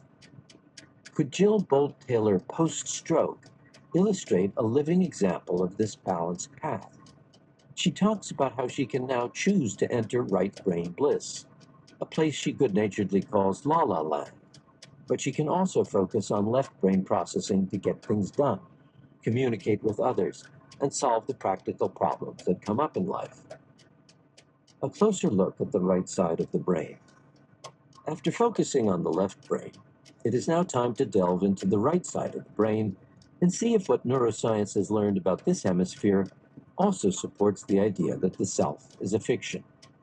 Of course, this is also where we run into a dilemma. Since you are likely not a split-brain patient reading this book in a controlled experiment, both sides of your brain will be receiving the information presented next. Because of this, I encourage you to notice when the left brain, which wants to be the master of the conversation, dismisses any of the ideas presented next as unimportant, meaningless, or silly, or otherwise looks for some way to reject them and maintain its dominance. Remember that even though your right brain can't speak in the traditional sense, it does understand language on its own, as the case studies with the split-brain patients demonstrated. The extent that you understand the ideas presented here will of course rely on my ability to explain them, but could also be indicative of your ability to move beyond identification with the left brain interpreter. So let's take a closer look at the speechless right brain, because as you will soon see, it is a fitting example of the age-old axiom that wisdom is often found in silence. In many ways, the right brain is the yin to the yang of the left brain. For instance, in the same way that the left brain is categorical, the right brain takes a more global approach to what it perceives. Rather than dividing things into categories, making judgments that separate the world, the right brain gives attention to the whole scene and processes the world as a continuum. Whereas the attention of the left brain is focused and narrow, the right brain is broad, vigilant, and attends to the big picture. Whereas the left brain focuses on the local elements, the right brain processes the global form that the elements create. The left brain is sequential, separating time into before that, or after this, while the right brain is focused on the immediacy of the present moment. The experience described by Taylor begins to make sense when we understand how the right brain processes information. Another way to summarize the differences between the left and right brain is that the left brain is the language center, and the right brain is the spatial center. While admittedly this is reductive, it is a helpful way to summarize decades of research. Language is categorical. It looks at one word at a time, with a narrow focus, either as you read or as you speak. When we process the space around us, we deal with the whole at once, not individual parts, but how the parts are all connected as they are in any picture. To see the effects of this spatial processing, consider the next image. Which center circle looks larger? The vast majority of people who view this will say the center circle on the right looks larger. As you've probably guessed, this illusion works because the left brain is processing, categorizing, and comparing the data to make a guess. The interpreter is creating an abstraction based on categorical differences, such as larger and smaller. In reality, both center circles are the same size, but the left looks smaller since it is compared to the categorically larger circles around it, while the center circle on the right looks larger compared to the categorically smaller circles that surround it. On the other hand, in a clever study that demonstrates the accuracy of the right brain's spatial processing, researchers presented subjects with blocks of different sizes to replicate the above illusion. Subjects were carefully videotaped as they were asked to reach out and grab the center block in each cluster, and the right brain performed perfectly. Even if the left brain thought the center blocks were different sizes, the right brain held the thumb and fingers the exact same distance apart. That is, the right brain wasn't fooled by the illusion like you are. This experiment also leads us to another vital misunderstanding about the right brain. The subjects in this experiment didn't think about their fingers being the same distance apart as they reached for each circle. The choice was unconscious as far as the left brain was concerned. This label of unconscious is inherently negative in scientific usage and is a subtle way the left brain asserts its role as master. The effects of this label can be seen across multiple disciplines. For instance, bodily and mental functions that don't require conscious thought or interpretation have largely been deemed of lesser importance by Western science and philosophy. But it's important to note that philosophers and neuroscientists have labeled these things unconscious simply because they are outside of the language sphere, even though they are still complex neurological behaviors. Think of your cardiovascular system or your digestive system as basic examples. Wanted to They're doing screenshot very and do a complex sound things thing all the time, for that moment. things that could not be done without the brain. But because their actions are beyond the realm of the left brain thinking, they aren't paid much attention by neuroscientists have labeled these things unconscious simply because they are outside of the language sphere, even though they are still complex neurological behaviors. Think of your cardiovascular system or your digestive system as basic examples. They're doing very complex things all the time, things that could not be done without the brain. But because their actions are beyond the realm of the left brain thinking, they aren't paid much attention by the interpreter. But much like the functioning of these vital and necessary systems, the right brain's activities are just a form of consciousness that we've been taught to dismiss and devalue, not surprisingly, by the left brain. You can experience this for yourself right now. Take a moment and raise your arm above your head. How did you do that? Can you explain it? You have to think about how to move your arm, or do you just move it? To say that the very act of movement is somehow unconscious is to make thinking the master. Yet thinking is not necessary for movement. Sure, you can think to yourself, I would like to move my arm now, but the act itself needs no mental support. Next, I'd like you to reach out for any object near you and grab hold of it. This demonstrates your ability to accurately determine the distance between things in space, their spatial reality. Did you grab something without any problem? Or did your hand reach out and miss the item altogether? Most likely it was the former. Now, how much did you think about this as far as traditional interpretive consciousness is concerned? Can you explain to me how you grabbed it? Here again, thinking wasn't required, you just did it. Because there is no story necessary for reaching out and grabbing something, it seems as if you were not conscious of how this is done, due to our bias of identifying with a language-based interpretive consciousness. However, it's important to notice that these examples, either moving your arm above your head, grabbing an object in front of you, are both highly complex and conscious activities, even though they are outside the language sphere. They're simply given very little importance because the left brain enjoys playing the master. Because we don't have words to even describe how we do movement, many will consider it meaningless to ask if it is conscious. The most common answer from my students to the question, how did you do that, is a blank look and the response, I don't know, I just did it. Dismissing this action as unconscious is a result of our overdependence on the language-based interpretive consciousness. Our interpretive pattern receiver cannot imagine a world without.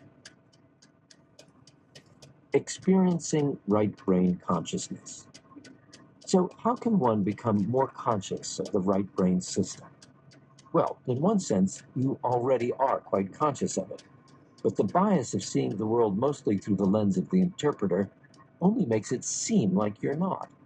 Of course, when I say you, I don't mean your ego, because the ego genuinely cannot experience the right brain consciousness even if it wants to, as it is a left brain construct only.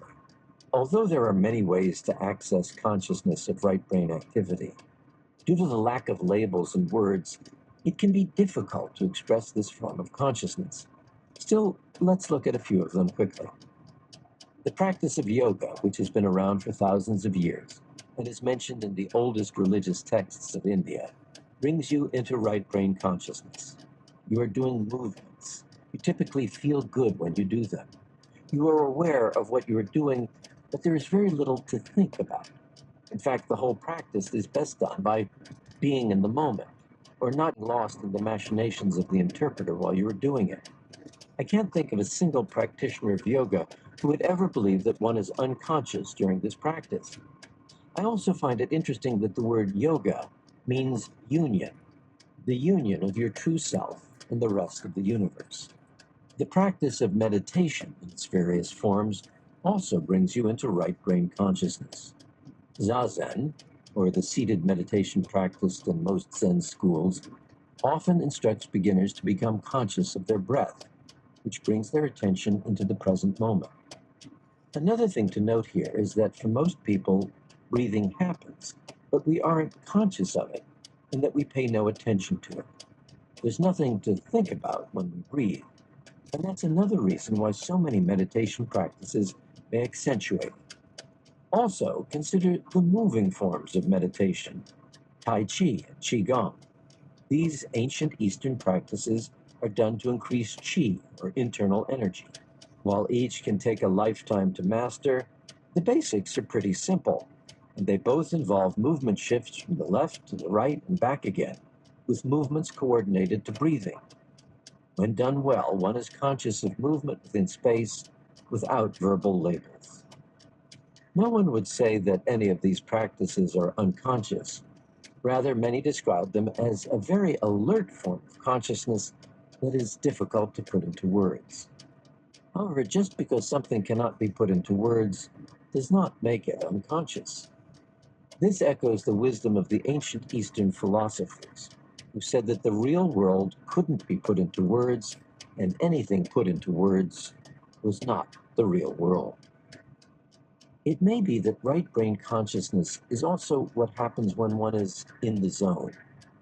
Basketball player Michael Jordan popularized this phrase because it is how he described making basket after basket without thinking about it.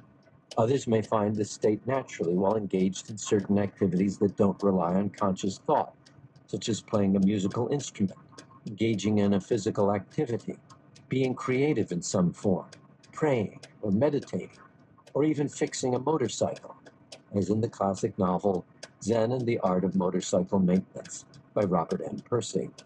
Being in the zone is very similar to what psychologist Mihai Csikszentmihalyi has called flow, using this term to describe the experience that someone has while being totally absorbed in the doing of something. He defines flow as being completely involved in an activity for its own sake. The ego falls away. Time flies. Every action, movement, and thought follows inevitably from the previous one, like playing jazz. Your whole being is involved, and you're using your skills to the utmost. On a side note, it is funny that he picked jazz as an example, because as the great musician Louis Armstrong put it, if you have to ask what jazz is, you'll never know. After being in the zone or flow, interpretive consciousness will sometimes look back and either take credit for these experiences, I did great, or dismiss them as unimportant, both of which are subtle ways it maintains its superiority as master. You likely experience right brain consciousness all the time, but because the master has control over language, and language can be a very convincing tool, the master takes credit for these experiences or pays no attention to them. Imagine the right brain on the stand in court being questioned by a left brain lawyer. How does the right brain convince the jury that it is conscious when all the rules of the game have been constructed by the linguistic left brain? Finally, another well-known way to experience right brain consciousness is the practice of mindfulness, something that is most often associated with Buddhism and other Eastern traditions. Mindfulness, in this context, is defined as being fully in the present moment, observing what is happening in the world around you, along with the world inside you, your thoughts, feelings, sensations. Practitioners are often taught to watch the machinations of the mind without attaching too much importance to them in the form of a judgment, which, if you remember, is one strength of the left brain. Mindfulness teachers explain that when a thought arises, one can notice it rather than attaching to it, bringing one's attention back to the present moment, rather than following that thought chain into a story about reality. The practice of mindfulness is about being in and observing reality, rather than thinking about reality, like being a watcher of events in the present, both inside and outside. This begs the question, who is doing the watching? Could it be the right brain consciousness? We will return to this question, but in the meantime, we can see that practicing mindfulness is a way of being in the world that lessens your identification with the left brain interpreter. Because our interpreter is so constant, we have to practice being mindful.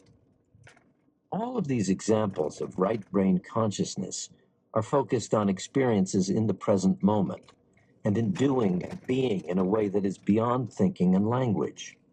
The right brain acts in a way that agrees with the Nike slogan, "Just do it." And I'm convinced it would yell this out if it could. You don't learn how to play an instrument by reading about what the instrument is. You have to practice. You don't make a basket in basketball by thinking about it. You have to do it. And you can only do it in the present moment. One could say that the essence of the right brain consciousness is this. It does things without thinking about them, by which I mean without language or thought. This makes it difficult to write about and even think about. I will sometimes ask students, what percentage of your existence is spent doing versus thinking? I give them a moment to consider, and then I tell them that it's a bit of a trick question, since your thinking mind is doing the evaluating. This question reminds me of the old saying, you can't get there from here. That is absolutely true when it comes to peering into the right brain system from the left brain system. Even if the left brain wants to go beyond itself, it can only go deeper into itself. I experienced this myself in my first martial arts sparring match. I scored a quick point because I wasn't thinking. I was just doing. Then, when I started thinking how cool it would be to win, my performance quickly diminished. It wasn't what I was thinking that negatively impacted my performance. It was the fact that I was thinking at all. Perhaps this is why the ancient Eastern philosophers valued non-linguistic consciousness to a degree that is difficult for the modern Westerners to appreciate. Again, neuropsychology is catching up to this, but it hasn't exactly gotten there yet. Consider the following quote from the Advaita Vedanta master Nisargadatta Maharaj. In your world, the unspoken has no existence. In mine, the words and their contents have no being. My world is real, while yours is made of dreams. To live in a world of abstractions based on language, concepts, beliefs, patterns, labels, is to live in a dream world rather than reality. One of the primary teachings of Zen Buddhism is to bring your consciousness back to reality, saving it from being lost in the world of the abstract. When my class gets too lost in one abstraction after another, I will clap my hands together, making a noise loud enough to startle students sleeping in the back. I remind them that at that point, to the moment they were startled by the clap, they were awake without thought. That is Zen. At my son's soccer match, I found myself in a conversation with another soccer dad about how stressful work was at the time, saving it from being lost in the world of the abstract. When my class gets too lost in one abstraction after another, I will clap my hands together, making a noise loud enough to startle students sleeping in the back. I remind them that at that point, to the moment they were startled by the clap, they were awake without thought. That is Zen. At my son's soccer match, I found myself in a conversation with another soccer dad about how stressful work was at the time. I've tried to explain that most stress is the result of taking fictitious stories too seriously. But he was having a hard time separating the story, left brain interpreting, from the reality, right brain witnessing. So I pointed to the soccer field and reminded him that there was no soccer championship going on out there. There were no teams out there. No points were being scored outside of the collective fiction in our heads. The only thing out there was a bunch of little boys running around kicking a ball, and everything else made up our story about it. In the reality of the right brain, there are no winners or losers, teams or championships. There's just being and doing. After I explained all of that, he stared at me with a blank expression and quickly changed the subject. Think of this soccer tournament. Beyond the being and doing of boys kicking a ball on a field, it is all a story. Winners, losers, championships, these are all based on categories, labels, patterns. Language and thought provide the tools to generate these stories. Our whole lives, even our very sense of self, might be thought of in the same way as the soccer game. The abstract stories themselves aren't the problem, but becoming lost in them creates the problem. Our suffering comes from getting swept up in these stories and forgetting that they are not themselves reality. In this way, the story is always an illusion. It only exists in the mind, and only when we are in the process of telling it in words or thoughts. Perhaps you can see that this is true not only of the story, but also of the storyteller, the self, which is another very convincing illusion and exists only when someone is thinking about it. We've barely scratched the surface of the right brain's amazing abilities. And remember, reading about the functions of the right brain isn't the same as experiencing them. Practices such as meditation, yoga, tai chi, and mindfulness are great places to start. Later, we will aim to find a balanced approach that allows us to keep the benefits of the interpreter without getting lost in the story itself. Until then, we will keep exploring the right brain, unearthing some ways in which it could be considered smarter than the left brain. Read on carefully, or should I say, mindfully, since your interpreter may not like this one bit. Explorations. Just doing it. The right brain is the doing it center of the brain. One way to get more in touch with the right brain is to cut the left brain out of activities by doing them for no reason. Not for money, not to improve oneself, but simply for the sake of doing them. The left brain ego thinks in terms of cause and effect, and in order for an action to be worth taking, it must have a positive outcome. But this can complicate the actual doing of the tasks. Doing for its own. The right brain is the doing it center of the brain. One way to get more in touch with the right brain is to cut the left brain out of activities by doing them for no reason. Not for money, not to improve oneself, but simply for the sake of doing them.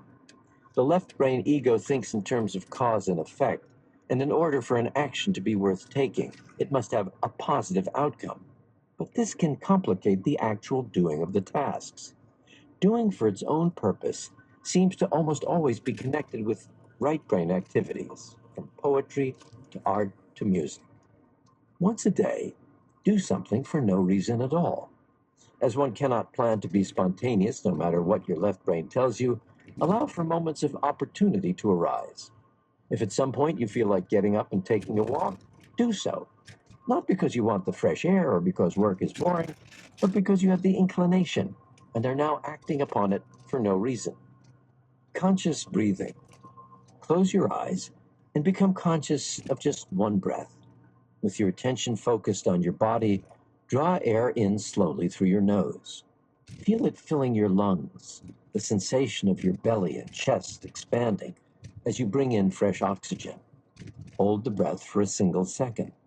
Be conscious of the tightness in your chest as you hold the breath, of the stillness around and inside of you. Release the breath slowly and in a controlled manner through your mouth. You may wish to make a sound such as ah or om as you release the breath. In this way, by focusing on your body and the act of breathing, you wrest control away from the chattering left brain and allow yourself to explore a function that is normally delegated to the unconscious right brain. With even a single breath, you can turn this around and become the one that breathes. This has become one of my favorite practices because no matter how busy the left brain believes it is, there is always time for one conscious breath. Never underestimate the power of a single conscious breath to bring you out of a left brain fantasy and back into the real world. And don't be surprised if one breath turns into 2 or 3. Just do it. The BS detector. Have you ever had an aha moment in which you got a lightning bolt of clarity about reality seemingly out of the blue? The work of neuroscientist V.S. Ramachandran suggests that the right brain acts like a counterbalance or regulator to the constant storytelling of the left brain interpreter, and it steps in anytime the stories become too outlandish. People often report a shock that enables them to make the BS detector. Have you ever had an aha moment in which you got a lightning bolt of clarity about reality seemingly out of the blue? The work of neuroscientist V.S. Ramachandran suggests that the right brain acts like a counterbalance or regulator to the constant storytelling of the left brain interpreter, and it steps in anytime the stories become too outlandish. People often report a shock that enables them to make a big change, whether it's breaking free from an abusive relationship or seeing the need for a career change. The story that made sense until that moment gets a big jolt. Ramachandran's work suggests that in this moment of realization, your right brain has let your left brain know, hey, your story is now too far away from reality. In this way, the right brain isn't thinking in the same way we equate this function with the left brain, but rather it is observing the evidence and signaling to the left brain, it's time to wake up. Interestingly, just like with the split brain patients we looked at earlier in the book, the left brain may take credit for these instances and say things like, I had a realization today, or I experienced a moment of clarity. Of course, the I in this sentence is the left brain interpreter, and it was the cause of the problem rather than the solution. Means this function with the left brain, but rather it is observing the evidence and signaling to the left brain, it's time to wake up. Interestingly, just like with the split brain patients we looked at earlier in the book, the left brain may take credit for these instances and say things like, I had a realization today, or I experienced a moment of clarity. Of course, the I in this sentence is the left brain interpreter, and it was the cause of the problem rather than the solution. Meanwhile, the right brain, devoid of ego and need for credit, doesn't care, just as long as the change is made. When have you made similar realizations in your own life? Where do you think, or rather feel, that they came from in light of this research? Chapter 5, Meaning and Understanding. To understand everything is to forgive everything. Buddha. Meaning and understanding are two of the vital processes that take place in the right brain. This often surprises my students to hear, since the left brain seems to be the one doing all the thinking. But as you will see in this chapter, while the left brain focuses on the parts, the right brain looks at the whole, where meaning and understanding reside. A good way to see this is through example. So let's do a quick exercise. Read the following paragraph from Context and Memory by M. Klein very carefully. A newspaper is better than a magazine. A seashore is a better place than the street. At first, it is better to... And so we had this this exact thing in On Being Certain, which was recorded Echo 26 Goldie. Was that yesterday? Think so. So if you look at whatever drive has the Echo 26 Goldie reading of On Being Certain by Robert Burton. Certain Burton. run, to walk. You may have to try several times. It takes some skill, but it is easy to learn. Even young children can enjoy it. Once successful, complications are minimal. Birds seldom get too close. Rain, however, soaks in very fast.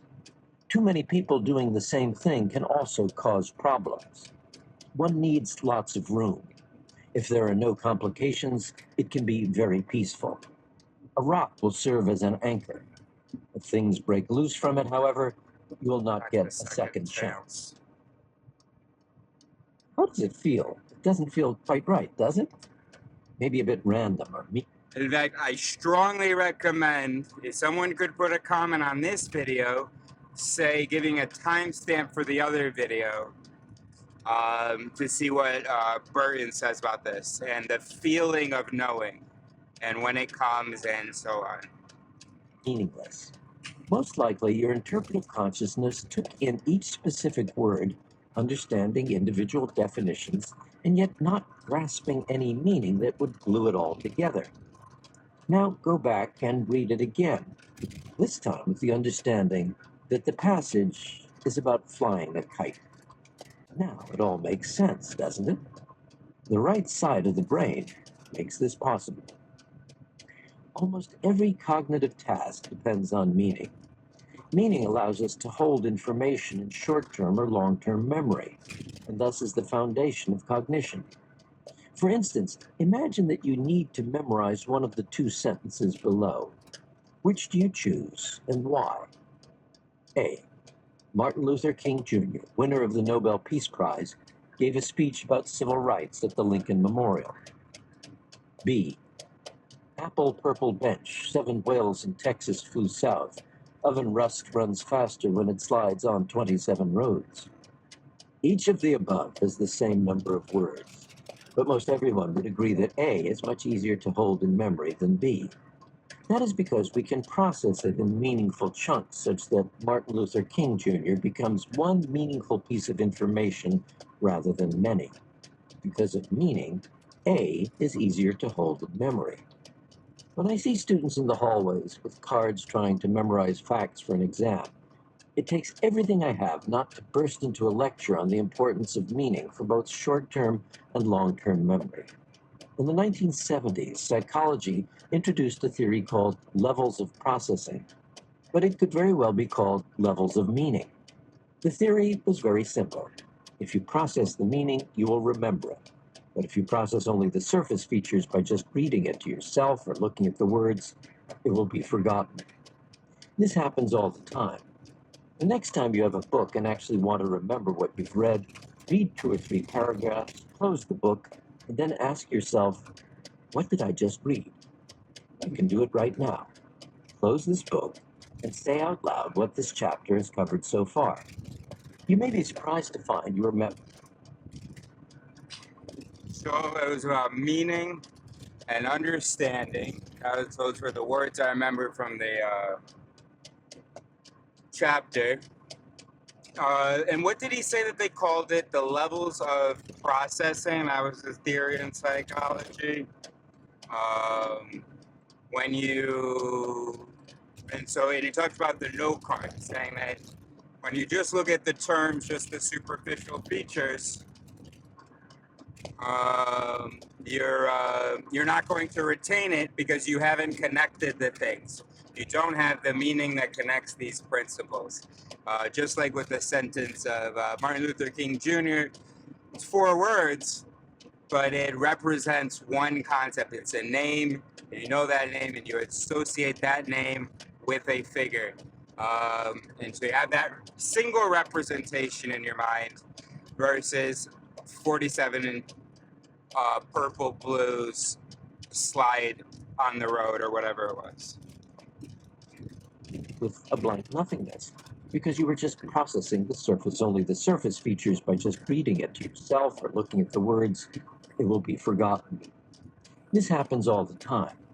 The next time you have a book and actually want to remember what you've read, read 2 or 3 paragraphs, close the book, and then ask yourself, what did I just read? You can do it right now. Close this book and say out loud what this chapter has covered so far. You may be surprised to find you are met with a blank nothingness because you were just processing the surface features.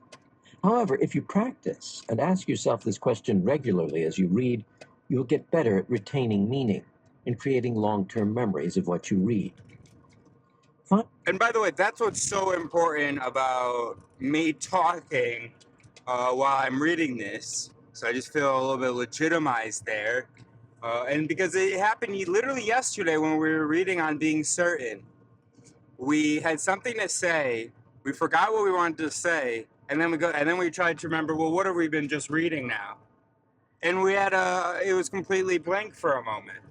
So absolutely. Finding meaning isn't just about improving your memorization skills, of course. Finding meaning may be the purpose of life itself. In one of the most powerful books showing the importance of meaning in the human condition, Man's Search for Meaning, psychiatrist Viktor Frankl describes his experiences in the Nazi death camps during World War II. He begins with a quote from Friedrich Nietzsche: "He who has a why to live for can bear almost any how." Frankl contended that an inmate's sense of meaning and purpose was a factor in his or her ability to survive in the camps. Frankl concluded that meaning is more important than happiness and called his form of therapy logotherapy because logos translates as meaning. Frankl believed that it is the very pursuit of happiness that thwarts happiness. Meanwhile, psychology and much of culture has been on a pursuit of happiness crusade for at least the last 30 years. However, the current research is backing up Frankel's insights. In one study, subjects listened to music while half of them tried as hard as they could to be happy. The half that tried to be happy were less happy than the group that just listened. Another study found that those who put a high value on happiness had more negative emotions. Of course, long ago, the Buddha explained how desire leads to suffering. This seems to also hold even for the desire to be happy. Any new parent can tell you that meaning is different than happiness. In fact, becoming a new parent is one of the clearest ways to trade ego happiness for meaning and never look back. In my own case, because I am no good for breastfeeding, my job as a new parent was changing diapers.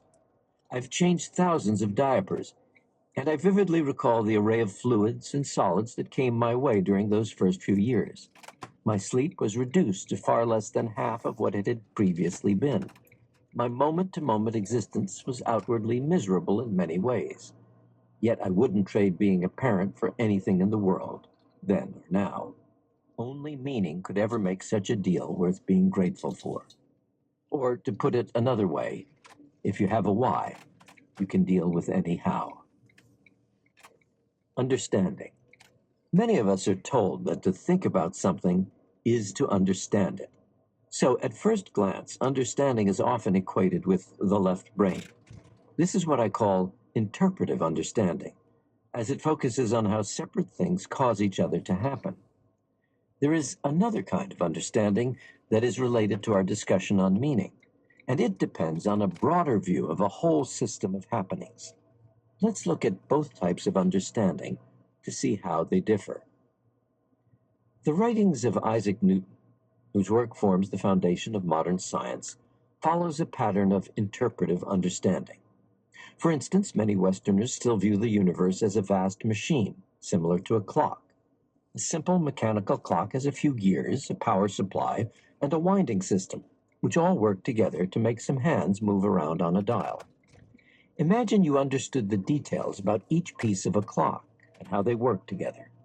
You could put together and take apart gears and dials, but might never know what a watch is or does. It is the same with the universe. The narrow window of interpretive consciousness is only aware of one thing at a time, and totally in the dark about the glue that binds it all together.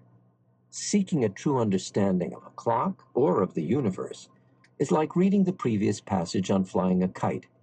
It requires something more than the individual parts. A classic example given by Newton is one billiard ball hitting another. We can see one ball. What's that? Is that a place to spend the night? We're 9 minutes from the spot. Oh, okay. I don't know whether that's a place to spend the night. Ball hitting the next, and it has a nice one thing at a time quality. I think I spent the A night hits there once, B, maybe. and then B moves. Every part of the transaction can be described with words, and anything that cannot be described with words is off limits. When we describe Newton's version of it's like reading the previous passage on flying a kite. It requires something more than the individual parts. A classic example given by Newton is one billiard ball hitting another. We can see one ball hitting the next, and it has a nice one thing at a time quality. A hits B, and then B moves. Every part of the transaction can be described with words, and anything that cannot be described with words is off limits. When we describe Newton's version of the universe as one ball causing another to move, the left brain might say, I understand. Why does my car make a strange noise? The muffler went bad, needs to be replaced. Why do I have a pain in my stomach? There is too much acid, and I need to take medicine to fix it. In fact, this one thing causing something else is at the core of science and a reflection of how the interpretive mind works to break the world into parts, categories, and differences. The left brain does this, all the while never grasping that none of it would be possible without the powers of the right brain to guide and make sense of the whole enterprise.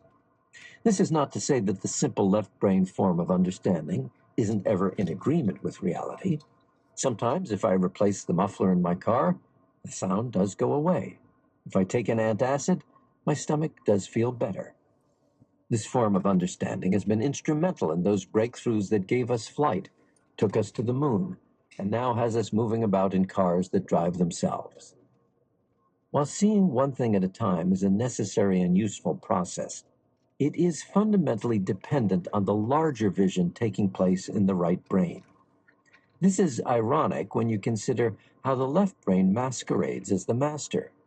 We need the right brain to understand the purpose of a car or our digestive system, and only then can we focus on the specific parts that construct these larger processes. While seeing one thing at a time is a necessary and useful process, it is fundamentally dependent on the larger vision taking place in the right brain.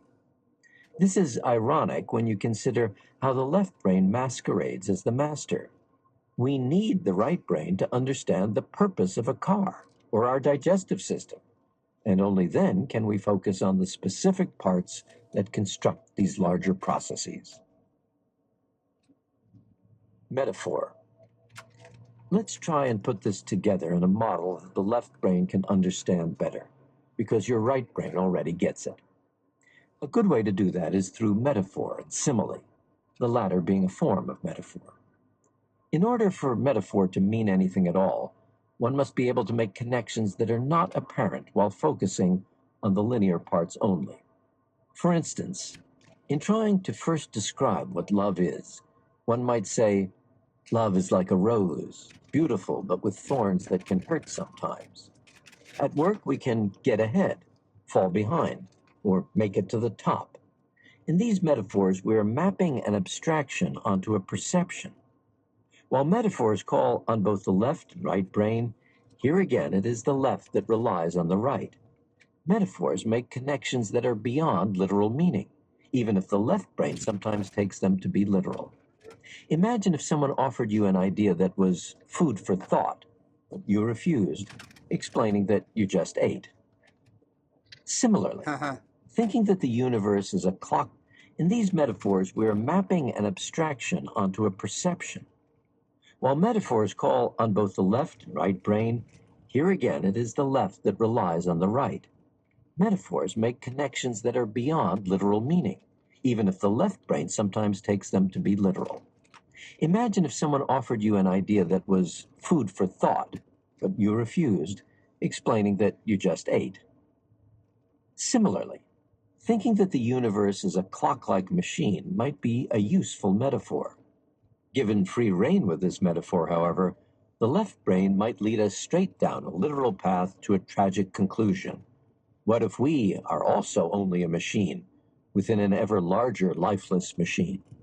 This line of thinking will most certainly lead to suffering. Equating perception with understanding is the essence of metaphor. We take something abstract and connect it to a right brain experience, hoping that the left brain will get it. There's a large body of research showing the right brain is critical in metaphor, and that individuals with damage to the right brain will take poems, metaphors, and sarcasm literally. To take a metaphor literally is to miss the connection. There's a long tradition in both philosophy and religion of using metaphors in the quest for understanding, especially in the East. The Pali Canon is the collection of writings typically considered the best record of the Buddha's teachings. This text includes over 1,000 metaphors. In Buddhism, the mind is like a pool because its water clears when left alone, and the middle path conveys moderation. Even the phrase, the Buddha, is grounded in metaphor, because the original Pali term simply means one who is awake. If taken literally, this would mean that anyone who isn't sleeping is a Buddha, though of course being awake in this context means being conscious of reality, rather than hypnotized by our dreamlike stories about reality. With metaphor, the brain is making a connection between a pattern of neural activity and the real, genuine world. Metaphor is also the very heart of poetry. As Emily Dickinson writes, hope is the thing with feathers.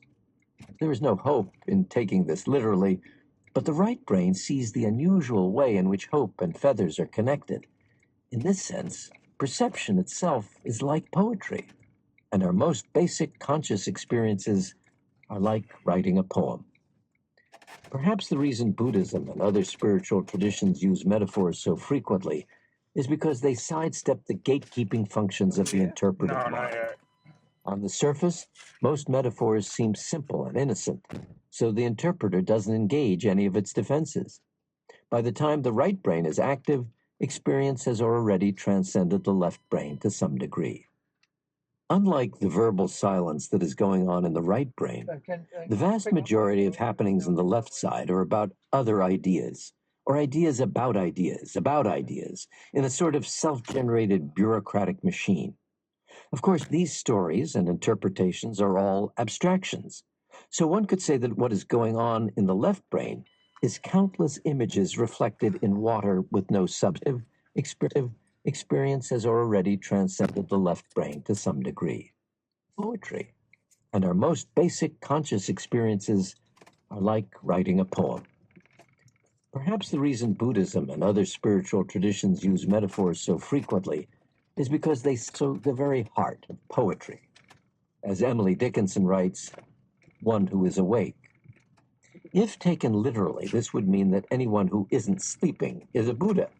Though, of course, being awake in this context means being conscious of reality rather than hypnotized by our dreamlike stories about reality.